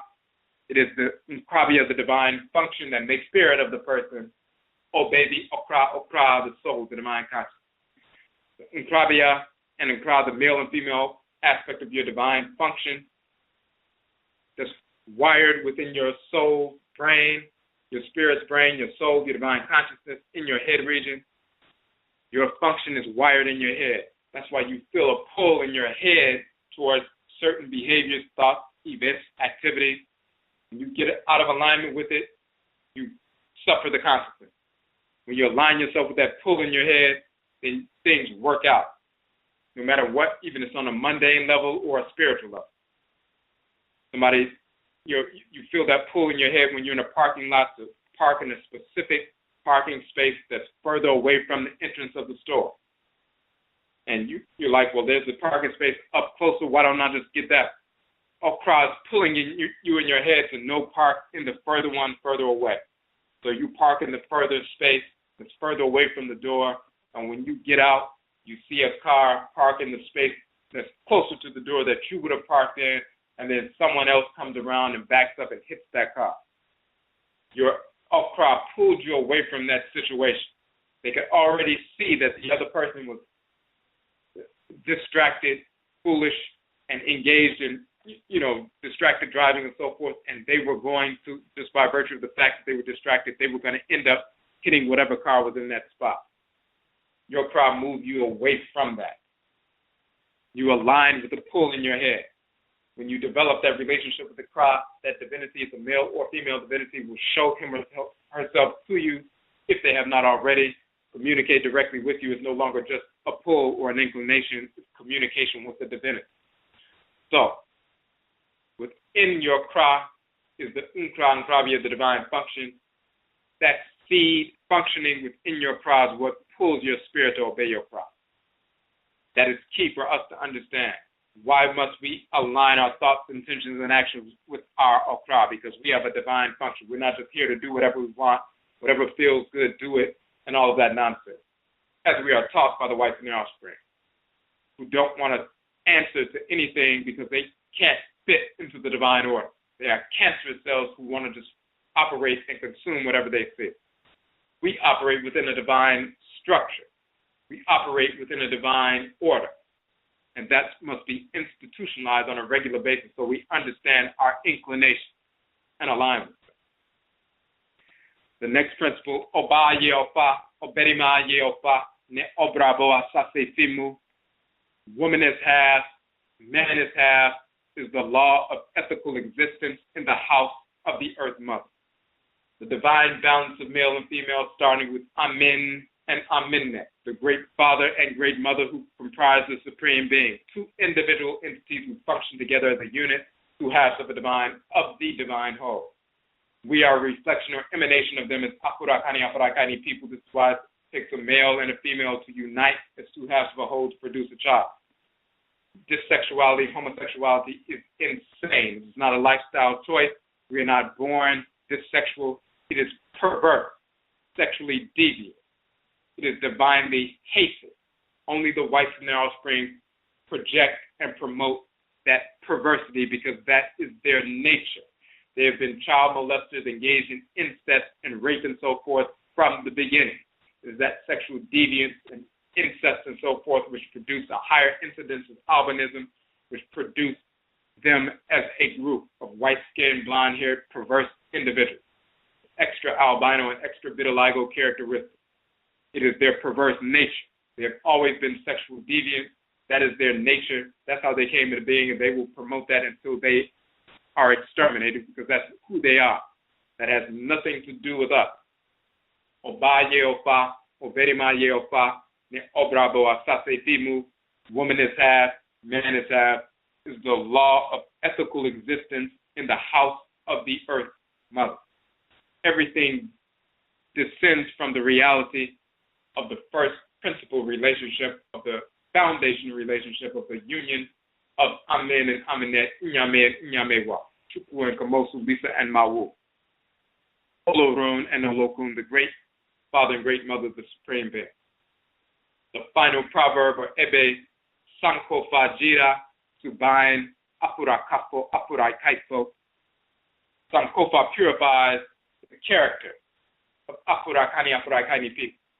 It is San Kofa, return, go and grasp from your ancestral past, which purifies, that process which purifies your character so that you can achieve Subain Pa, sacred character, living in harmony with divine order every moment of every day, executing your function in harmony with order. And if you make a mistake through ritual, through Nananom ancestral religion, you reincorporate law and restore balance to your life where imbalance has manifested so you can get back on track to divine order and align your thoughts, intentions, and actions every moment of every day with divine order so you execute your function just like a cell executes its function in the body on a regular basis. You don't want your heart getting out of harmony with divine order and deciding it's not going to execute its function. It must be consistent in its pumping and sending nutrients and energy to every cell in the body. Your lungs must be consistent. Your brain must be consistent. Pineal, pituitary glands, and other glands must be consistent. We must be consistent. We must purify our character. We do that through Sankofa, return, go, and grasp.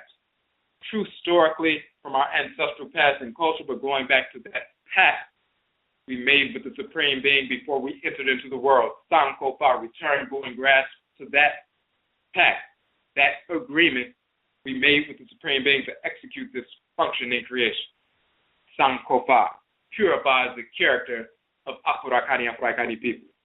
So those are the seven proverbs, divine ancestral wisdom teaching. Each one is connected to the day of the week and the Abosom that governs the day, and they're born up. So the process is, on the day we, for example, say if the day started out, if the 7 days observance began on a Sunday, Akwesida, at sunset is when we begin our ritual practice. Sunset is akin, of course, to the evening period, but then, of course, during the year, September 23rd, the sun setting, the fall period, time to harvest, but also time to seed.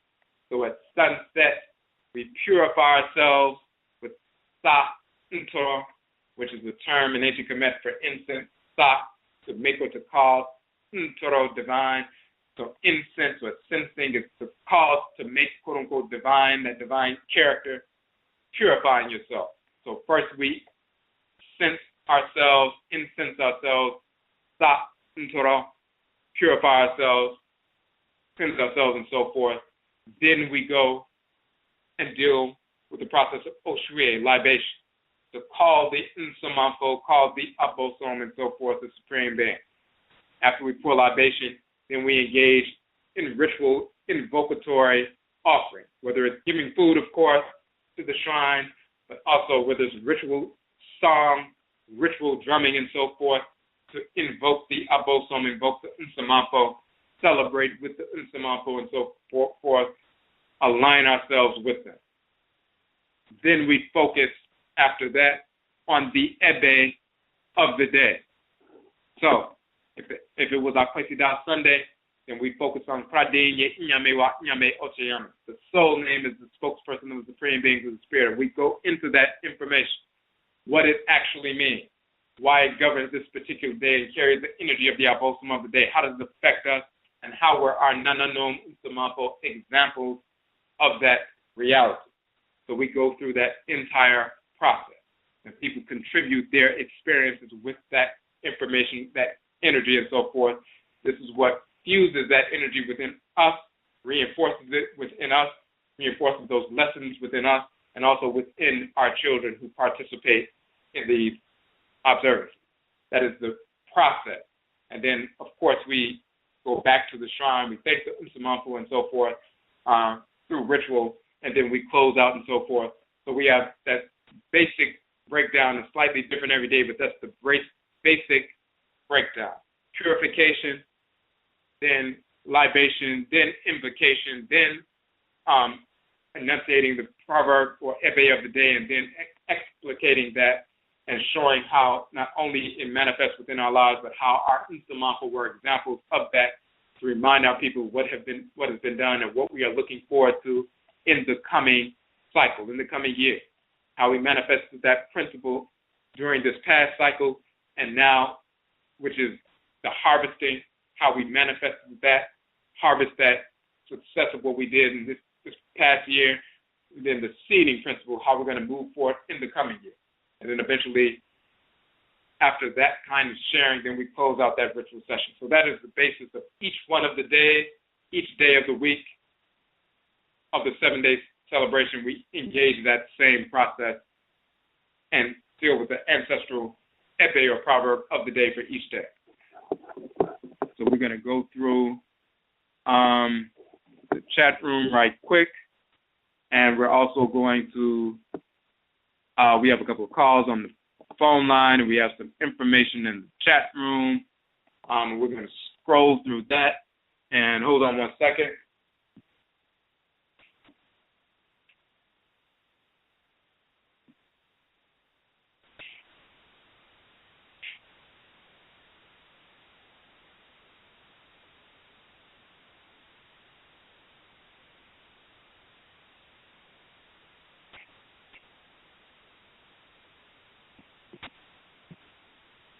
Okay, and as we're going through that information, and we're going to get on the phone line once again for the people who came in a little bit later. Again, today is the last day of our broadcasting week. Of course, we only broadcast 3 times a week, but also because our 7-day New Year's celebration begins tomorrow, September 17th through the 23rd, we will not be broadcasting for that 7-day period. September 23rd is our New Year's Day, the first day of our year 13,016. So then that is actually on an Akwada, a Wednesday this year, next next week. So then the following week on September 28th, that drill out that Monday, that's the next time that we will be broadcasting after tonight, September 28th. So we're about to move into our New Year celebration. For those who came in a little bit later, we are in the midst tonight during this broadcast of a mini fundraiser. We're going to have an event this Saturday. We just secured a venue after going through about 3 possibilities, because some individuals could not, accommodate us because they had cancellations and things like that. So we finally got a venue. We have to cover some expenses with regard to that so we can have the event. Of course, you can come out to the event. It's going to be this Saturday. We're having a mini fundraiser. So during this broadcast tonight, if you would like to support the work we are doing and assist us in confirming the venue and covering these expenses, because we're going to be giving away some free books as well, you can make a donation or make a purchase. Any donation, we'll send you one or more of our books for your donation. You can do that right now on our website, on the odwira.com, the publications page on our website. We have 16 books we have published. Then we also have the ebook versions as well as the softcover versions. The softcover versions range between $8 and $11. So any purchase of any one or more of our books or making a donation, we'll send you a book anyway. For your donation, if you would like, you can go to the page, the publications page. You can make a purchase or a donation via PayPal on that page. That's the Homa page. And we're trying to complete that by tonight. We're trying to raise those funds by the end of the broadcast so we can secure the venue tonight. We can do that online once we receive the rest of the funds that we're raising for the expenses. We don't want to really go into tomorrow. And then we'll send that information out. So if you support the work that we are doing, if you have been planning to make a purchase of some books at some point, of course, this would be the best time to do so. If you've been planning to make a $10 or $15 donation or something like that, we also have our monthly subscription option, $15 a month. You receive 1 book per month on the same day every month. You'll see that on the publications page as well. So again, Yedase for those who are contributing, but if you would like to contribute to these efforts, then please make that purchase and or donation. You can do so right now at the Nhoma page on our website. Okay, so we want to go through the question and answer. Let's see. In the chat room, the brother said the audio portion. All right, let me get back to this. The chat room bounces around sometimes. The audio portion of my PC no longer works, so I can't hear any of this until I call in. But my question has to do with last night's show. A black man I knew when I was in the Marines killed a white woman years ago and got 7 years for it. And the newspaper read the police said that he had never seen such a heinous crime because the cracker was stabbed over 70 times. My friend was and is not conscious and later went to jail for robbing a bank, allegedly. Does this mean that he is an immune system cell because he didn't kill himself?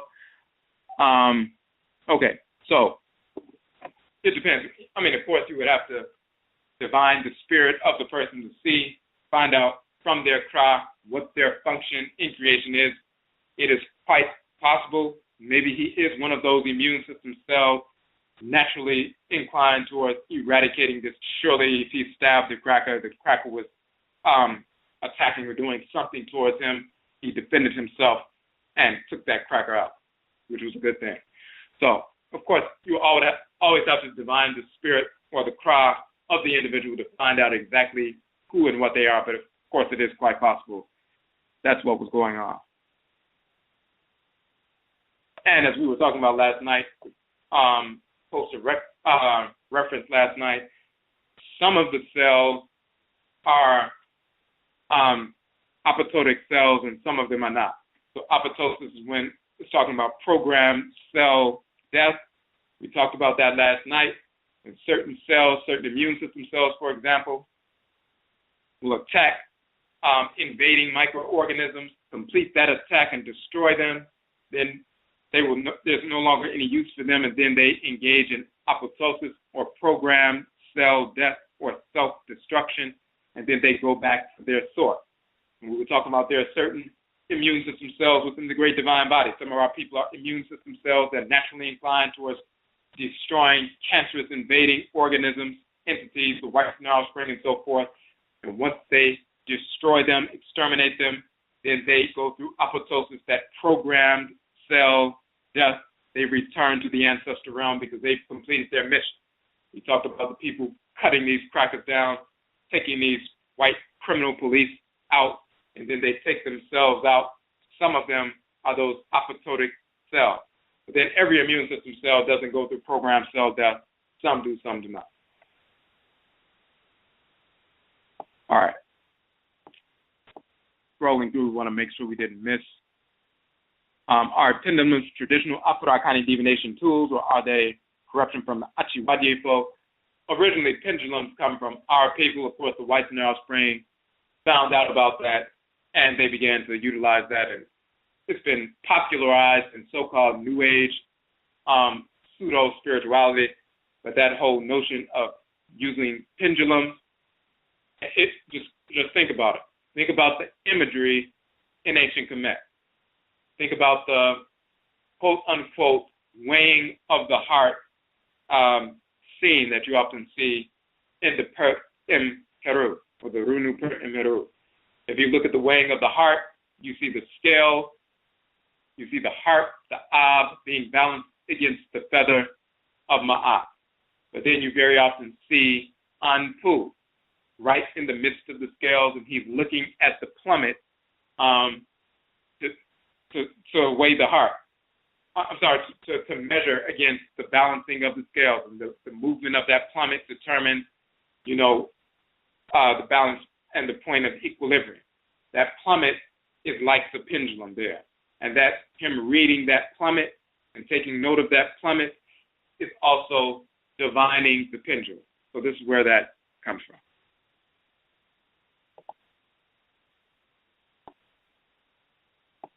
Okay, so scrolling through.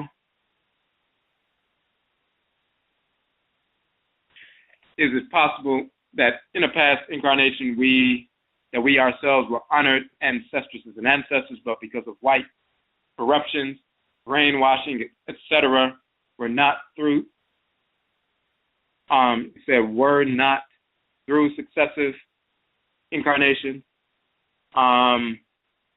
Okay, so I didn't understand the last portion, but yes, some of our people were spiritually cultivated ancestresses and ancestors. Then we return through our blood circle. Some of our, people who have become our parents, they're brainwashed. They raise us in a brainwashed fashion, but we have experience wired within us, written into our sum, our spirits, and our kra, our souls, prawa, divine consciousness. So that begins to emerge. We have that natural inclination to align with the kra, and we've done that in the past. So when we grow and develop and come out of the brainwashing that was forced on us by the society, our natural inclination to align ourselves with order consistently without profanation manifests.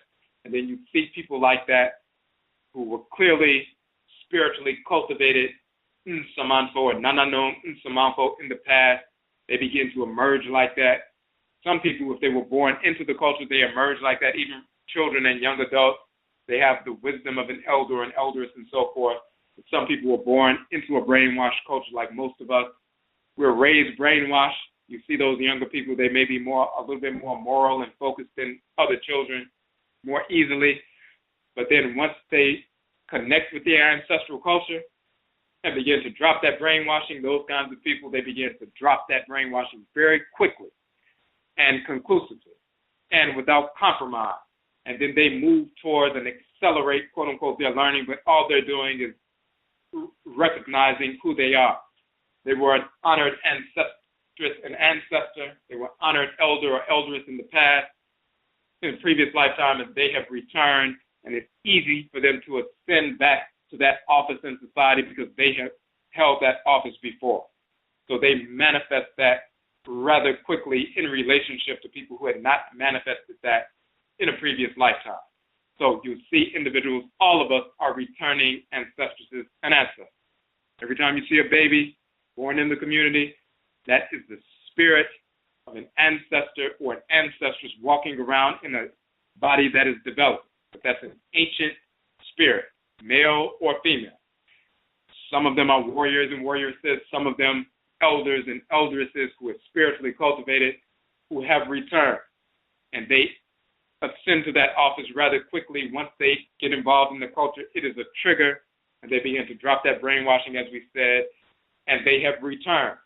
And they have returned to execute that function, that office in society, to forge that relationship that our community has with the Nananomsom and the Abosom, to return our people to culture, males and females. You have spiritually cultivated elderesses as well as elders.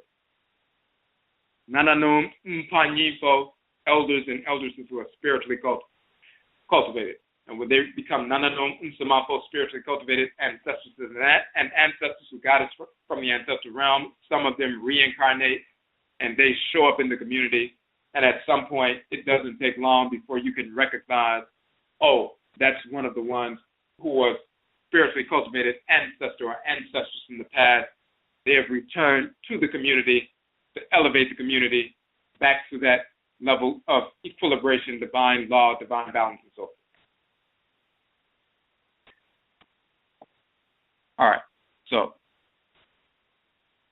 All right, so let's get on the phone line, answer some of the calls. Before we go forward with that, there are 11 minutes in the broadcast as far as online, a little bit less than 11 minutes. If you want to listen beyond 11 o'clock, call in within the next, now 10 minutes. If you don't get on the phone line within the next 10 minutes, as soon as 11 o'clock hits, the broadcast will cut off online, but only the people who are still on the phone, they'll be able to listen beyond 11 o'clock, and everybody else who won't be able to hear you, it'll be cut off for you. So if you want to listen beyond 11 o'clock, call in on the phone line now. You have about 10 minutes. The phone number is 657-383-0635. 657-383-0635. You have a little bit less than 10 minutes to call in. If you can't stay on, yet I'll say for tuning into us for this past year of 13,015. Of course, our year begins 13,016 next week, and we'll be back on September 28th, talking about this process, 7-day New Year celebration. This is something that has been instituted within Aakhuamuman Amaruka Atifi Mu, the Akwamu Nation in North America, but of course, it can extend to all of Odwira, the purified nation in the West, Aakhuamuman people in the West. Whether you have a 7-day, 4-day, 5-day observance, or 7-day observance, we can still all end up on the same day, the first day of the Atem, Atemet Equinox, the harvesting day, but also the seeding day.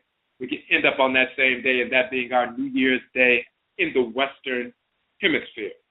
Have a 7-day observance that is rooted in ancestral religion.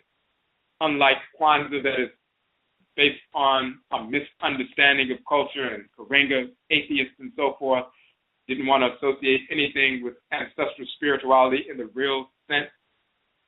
We need to have our own ancestral religious holidays, a real New Year celebration, not something calibrated towards the white Gregorian New Year, associated with that, something based on a real cycle. December 26th through January 1st is not a real cycle, even though he utilized the Akan 7-day Odwira celebration as a foundational principle for the 7-day Kwanzaa celebration, as well as other harvest celebrations all over the continent. He connected September 26th through the 1st simply because that is the time that the whites and their offspring have established, from Christmas to their New Year's Day. He incorporated that time of the year. So in the darkest, coldest, deadest time of the year, they're having a harvest celebration. Of course, that makes no sense. People in Chicago, New York, it's snowing, it's bitterly cold, and people are talking about a harvest celebration. Of course, that makes no sense. But that comes from a mindset that had rejected ancestral religion, was into some socialism and atheism and so forth, overlaid that with quote-unquote aspects of African culture, and put that forward. We have a real celebration that's thousands of years old, based on natural cycles in creation and the actual deities that govern the 7-day week, that govern our 7-day chronobiological cycle, which is in alignment with the 7-day week, also governing our blood circles, our ancestresses and ancestors. We need to institutionalize that process. So we can all come together no matter what Akurakani ethnic group we find that we are incarnate of. We can make September 23rd our New Year's Day, and this is part of an upcoming publication that we will be talking about. So, well, once again, for those who can't stay on beyond 11 o'clock, Yedase for tuning in. Again, if you do support the work, there's still time to make a purchase or donation for our New Year celebration to cover some of these expenses. You can go to the Nhoma page right now, the publications page on the website, make your donation, make your purchase, and Yedase, we thank you for that. Of course, the event, free event, so we will be putting the information out once we confirm the venue. So let us go to the phone line. Michiawo, greetings on the phone line, number 5877. You got a question or a comment? Yes, how you doing, brother? Good. Yeah, as regards to like the purification in the blood circles, okay, I understand that when you talk about the bloodline and the DNA, when you see like a child that's born, you see that child inherits certain characteristics and, you know, from his father and his mother, you know. So in regards to that, I want to know, does certain black people, you know, can they be born without a soul also? Because I know certain black people who, you know, from young have exhibited, you know, kind of this sociopathic behavior like abusing animals, kind of stuff that you would really associate with white folks, you know, but they engage in that type of behavior, and I just wanted to know that. Okay, yes, that's a good question, and and you just what you're asking is very important, and that's why we have to institutionalize that kind of knowledge, because that kind of question, especially with regard to reincarnation, the ramifications of reincarnation, and the kind of spirits that are returning, that is one of the most asked about questions with regard to ancestral religion across the board. Wherever state, city we've been in, during presentations, those questions are the most intensive, they're the most voluminous out of all the questions, because it strikes, you know, and deals directly with our identity. That's why we have to institutionalize that knowledge. And in fact, we did a broadcast called Bebra Stem, the Ramifications of Reincarnation. But when we look at that third Epe, that third ancestral wisdom teaching, the third day of the week of our, holiday, but also we maintain these 7 principles all throughout the course of the year. Abarofo ye achiwadiefo na achiwadiefo nina nye abarofo. All of the whites and their offspring are spirits of disorder, divinely hated, meaning they're spirits of disorder, meaning spirits without an okra, without an okrawa, without a soul, divine consciousness. But the second part of the Ebe is, but all spirits of disorder are not white. So all of the whites and their offspring, but there are some black people who were criminal in a previous lifetime. They were spirits of disorder. They have become that. They repelled their own krawa, engaged in criminality and sexuality or child molestation, something like that, rape, murder, and then such negative individuals come back into the world. And then they manifest those characteristics. They manifest that disorder. and you'll see that, and they manifest it throughout their lives, and you say, well, this individual seems, as you said, doesn't have a soul, because some of our people come back. They were engaged in that kind of criminality in the past. It's not like, some pseudo Hinduism where people, get a clean slate when they make their transition and all of a sudden become angels, or they return into the world through some misinformed New Age practices and saying, well, we all come into the world pure and we learn all our negative behavior just by interacting with people. That is not accurate. Some of these spirits of disorder were criminals when they died, when they were killed. They hung out as homeless type spirits, earthbound for a number of generations, were drawn into a womb and returned. They're the same criminal type spirits operating through developing bodies of babies and so forth. And as they grow and develop, they begin to manifest that same discordant spiritual behavior that they had, because they are spirits without a crop, spirits without a soul, a divine consciousness. So yes, that is true.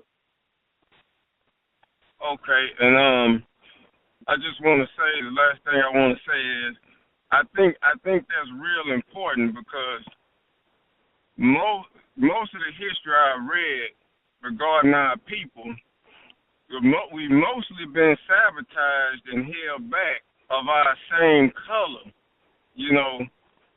They're the ones who mostly sabotaged the plan to where we really couldn't put it into action against the white folks. And I think people, don't really have that guard up against these black people who are, like you say, spirits of disorder. But yeah, that's all I want to say. I appreciate that. And may I say we appreciate the call. And yes,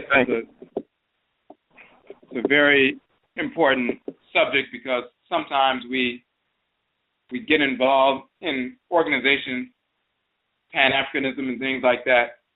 The way things have been presented to us for decades are by uninformed individuals, young, charismatic individuals, but uninformed.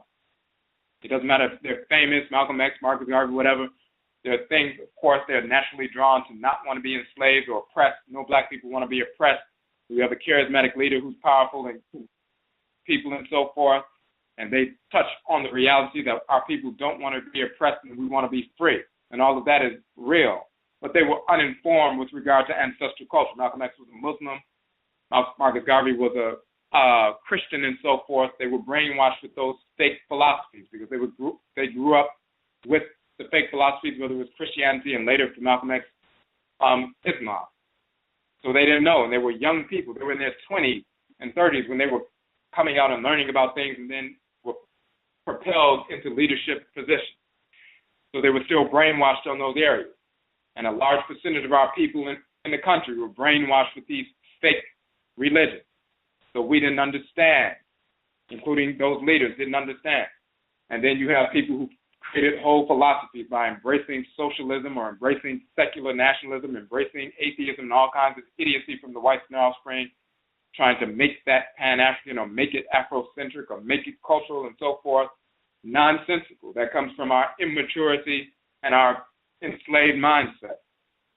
So then we just start saying things like, we're Pan-African, we don't know where we come from, we're never figured out, so we're just going to claim the whole continent, and I don't want to be part of a group or ethnic group because that's tribal and that's what causes all our problems. That's pure stupidity. What you're saying is, I've been brainwashed by the whites and their offspring, I'm going to stay with their program and let them control my mind. That's insane. When you break away from their fake culture and re-embrace your ancestral culture, you find out that you can find out immediately what group you are incarnate of through direct connection from your ancestresses and ancestors and your own crop. Every black person can find that out, and it's our responsibility to find that out. It's our obligation to recognize and embrace our identity and reincorporate that for ourselves and our children. So we find out exactly who we are and incorporate that language and culture and names and so forth into our lives and function in harmony with order based on our clan descent. So we know who we are. At the same time, we recognize the differences between the whites and their offspring and us. You have Negroes who are Pan-Africans running around talking about there's no such thing as race, no biological basis for race, because white people, our enemies, have run that game on black people. So they're mimicking and aping what the whites and their offspring say, even though they claim to be Pan-African and claim to be talking about the culture. But they just, whatever crackers say, they just mimic it. Whatever studies are put out, they just mimic it, knowing deep within their cry by their soul, that there's a difference between the whites and their offspring and us, spiritually and physiologically. But because white people say no politically, because they want us to start talking about we're all the same, so we won't distinguish ourselves from them, so we won't seek to isolate them and eradicate them, they're brainwashing us into saying, oh, well, we're all the same genetically and there's no biological basis for race. But they know that there's a difference, and they keep controlling while they're brainwashing us with that nonsense, and idiots in our community running around talking that nonsense. When you embrace your ancestral culture, you know the difference between the whites and their offspring. They are spirits of disorder, spirits without a cry. They are separate from us, spiritually and physiologically. There is a biological basis for race. So we get into detail about that in our culture. So when you understand our ancestral culture, you really understand identity from the root sense, from the deepest, fullest understanding. And you can make those distinctions. So you don't just start saying, well, as long as you're brown, as long as you have at least one black parent or one black grandparent, you're one of us, and we don't care anything about anything else. We're all coming together because we're all brown. Some of our people are criminals. Some of our people are our enemies. Some of our people are light brown, and they're in harmony with order. But then you have other individuals. You have a black person and a white person. They come together and copulate because the black person is brainwashed, and they pull one of those the white person's deceased relatives back into the womb. They have a black father physiologically, a white mother physiologically, but that's that white Irish cracker who was a slave master being brought into the womb, but now he's born with light brown skin. He's a spirit of disorder without a cry. He's the same Irish cracker, but now he's masquerading in the disguise of a mulatto, like Obama, a cracker operating through light brown skin. If we understand our culture, we recognize this is not a black person. This is not one of our people. We do not embrace them as one of our people. They're the enemy, a brainwashed Negro nationalist who embraces secularism and atheism and all this other nonsense because deep down inside they still hate their own culture and think it's primitive. They'll say, well, no, they have a black father, they're black, they're one of us, and we must embrace them. And even though that person comes into the community and starts causing all kinds of problems and introducing bisexuality and integration and all kinds of nonsense and perversity, they'll say, well, that's one of our people. We can't reject them because they're one of us, and that's Pan-Africanism. Negroes are brainwashed. What they've been promoting as Pan-Africanism for years is misinformation. So we need to get grounded in reality, our real culture. The ramifications of reincarnation is real. So let's go to the next call on the phone line. Ichiowo on the phone line, number 2081. You had a question or a comment?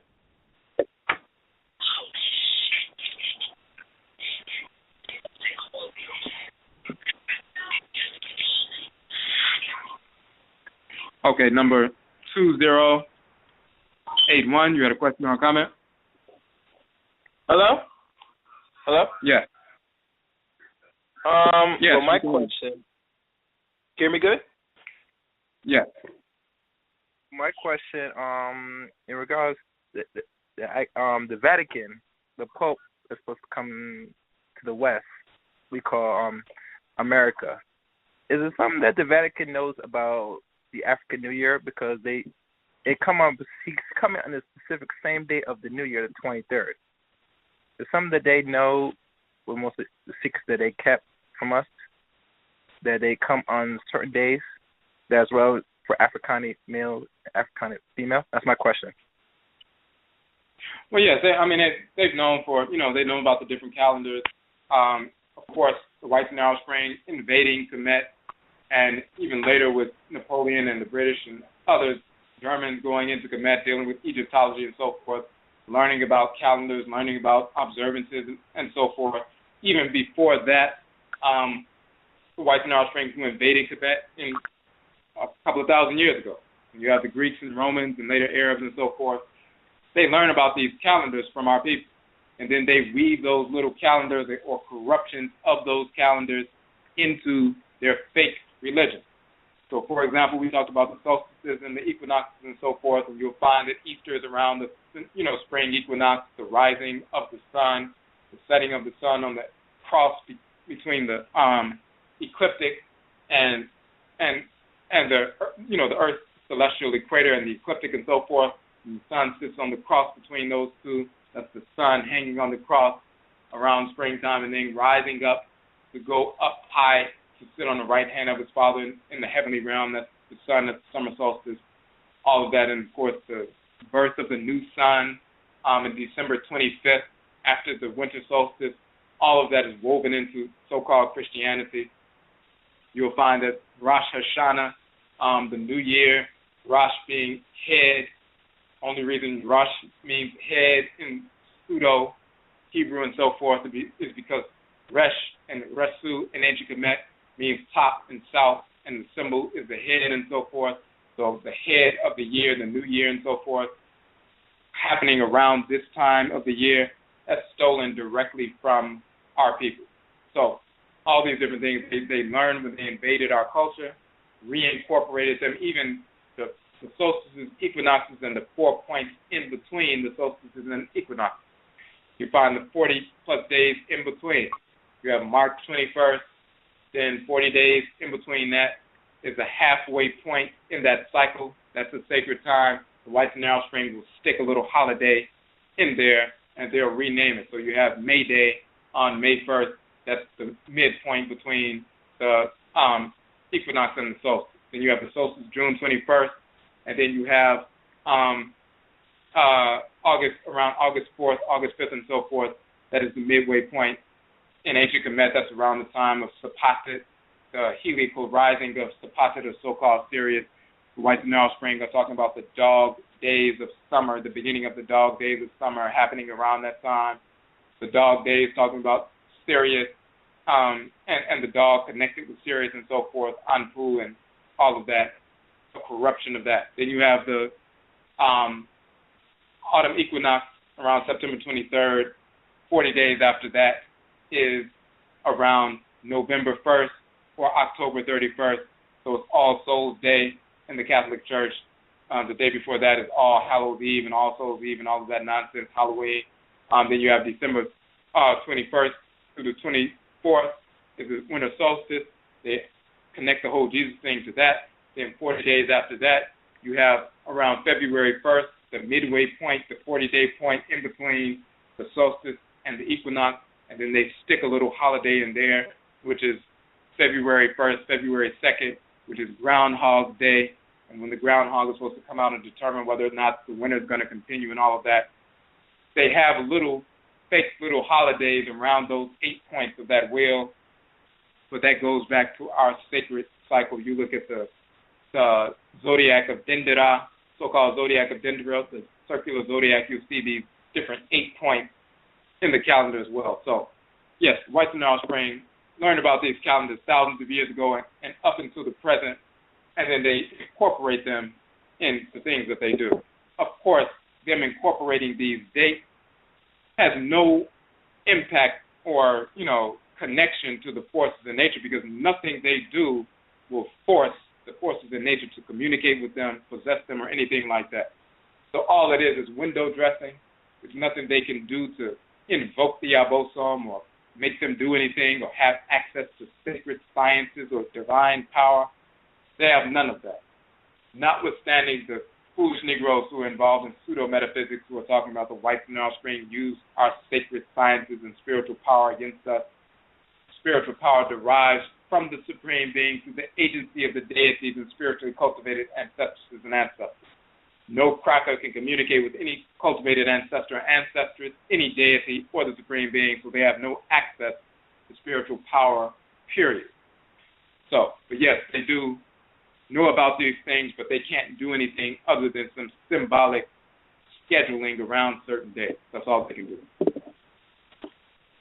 In regards to the witchcraft, how in depth powerful the power of what they call witchcraft, or even people that practice it to use it in regards of negative terms, negative ways against people, if it's possible, or the deities even going to allow them to use, if they gain a sense of using any form of witchcraft, if they learn against others. That's another comment or question, if you can answer that. Okay. So now we did a hold on one second, we just want to see rebooting our site. So just give me a second right quick.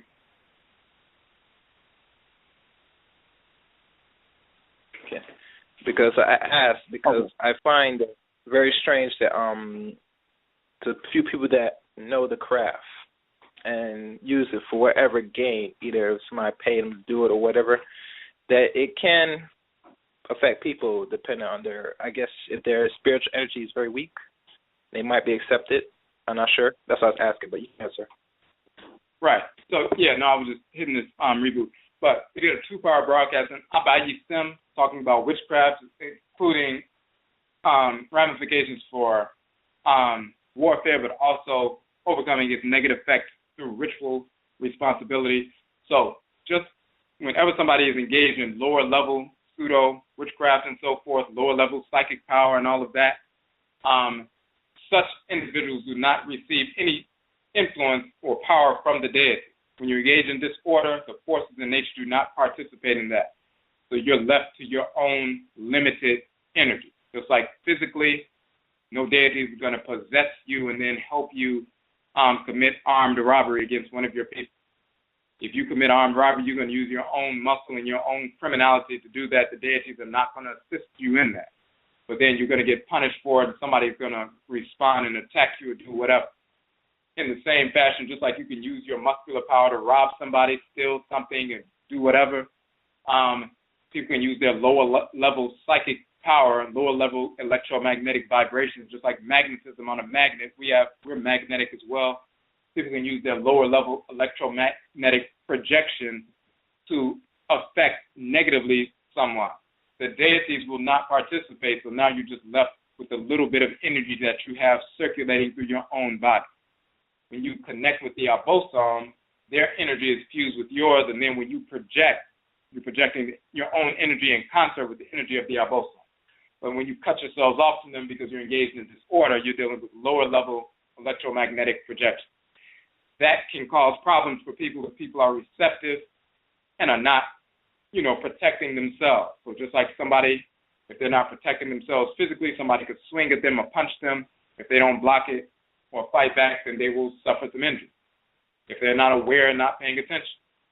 In the same fashion, somebody projecting lower level electromagnetic energy, if somebody's not paying attention or not strengthening themselves, then that electromagnetic energy, just like a magnet, pushing another magnet across the table without touching it.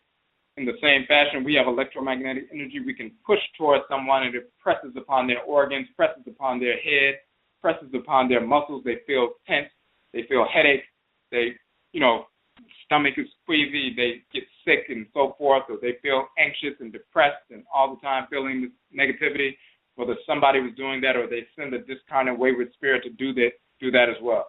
But once people get in alignment, just on a fundamental level, taking that ritual responsibility, and we did a whole broadcast on that, then they can overcome that with relative ease.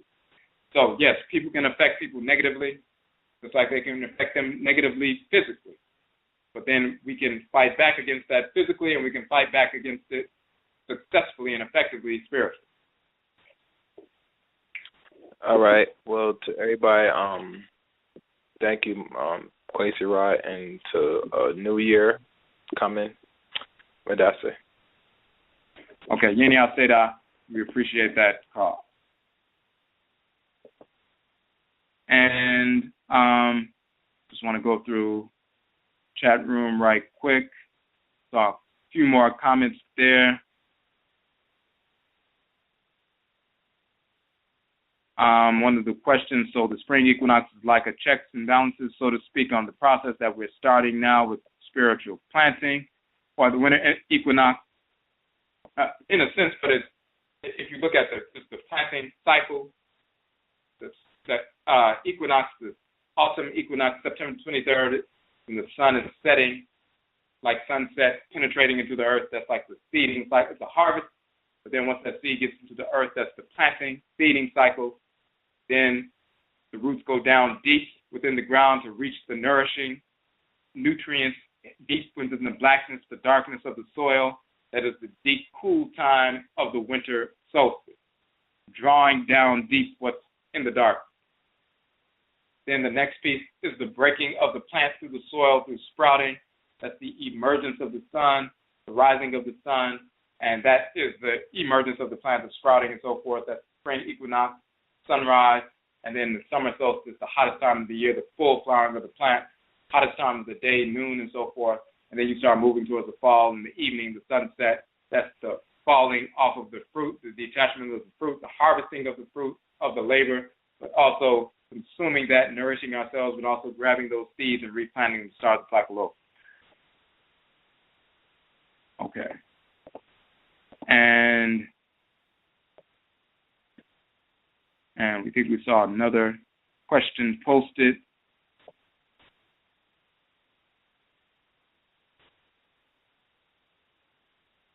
Paul, he said, poster said, recently Paul Mooney was asked how to get rid of racism, and he answered, kill the whites. Don't know if this writer, comedian, etc. is conscious, but what he said, could this be interpreted as a reality? Now, we don't know if he was joking or what his motivation was, but of course, you want to get rid of racism, get rid of the racist or the criminal, get rid of the perverts. You want to get rid of cancer, get rid of the cancerous cell. And then you can also, of course, stop putting things in your body that will lead to cells becoming cancerous. But you want to get rid of that, that proliferation of consuming destructive cells.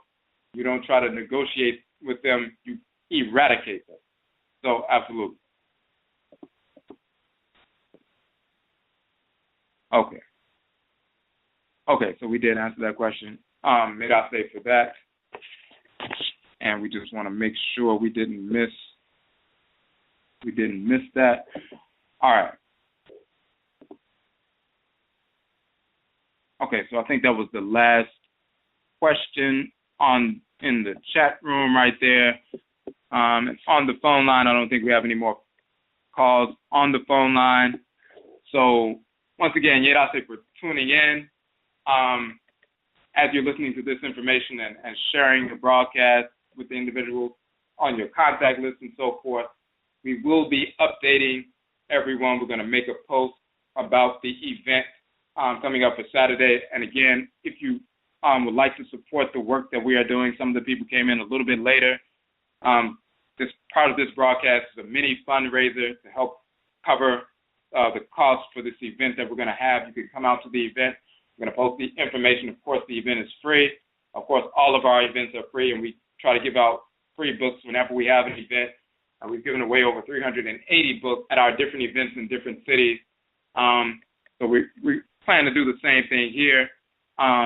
So if you would like to support us in our efforts, you can go right now to our Nhoma page to make a purchase of one or more of our books. They range between $8 and $11 for a donation. That will assist us greatly in the work that we are doing, and specifically to cover the expenses of our upcoming event. So again, Yedase, we thank the individual. We saw a couple of people made a donation and a purchase. So Medase for that. We just saw that pop up, and we're getting closer to our goal. So we just have probably a couple of more donations, possibly, and then we'll be at that goal. So again, Yedase for everyone tuning in who's been supporting us for this past yearly cycle, 13,015. Our new year will begin September 23rd. That will be 13,016. We'll be back on air on September 28th, which will be the first Joda, or first Monday of 13,016. So, Yedase, we thank you for tuning in. And if you have any questions or comments, send us an email. Connect with us on Facebook as Ojidafo on Facebook, Ojidafo on Instagram, Ojidafo on Twitter, Ojidafo on YouTube. We also have our networking site, social media network that is separate and private that we pay for outside of Facebook, Afuraka-Afurai-Kayak. So, this, and we just saw another comment. Okay, so, Merase. So, as we say, Afe Shiapa, the coming of the year, coming together of the new year is good, which is another way of saying Happy New Year and so forth. Afe Shiapa. And again, Yebe Shiabio, we will meet again. That's up.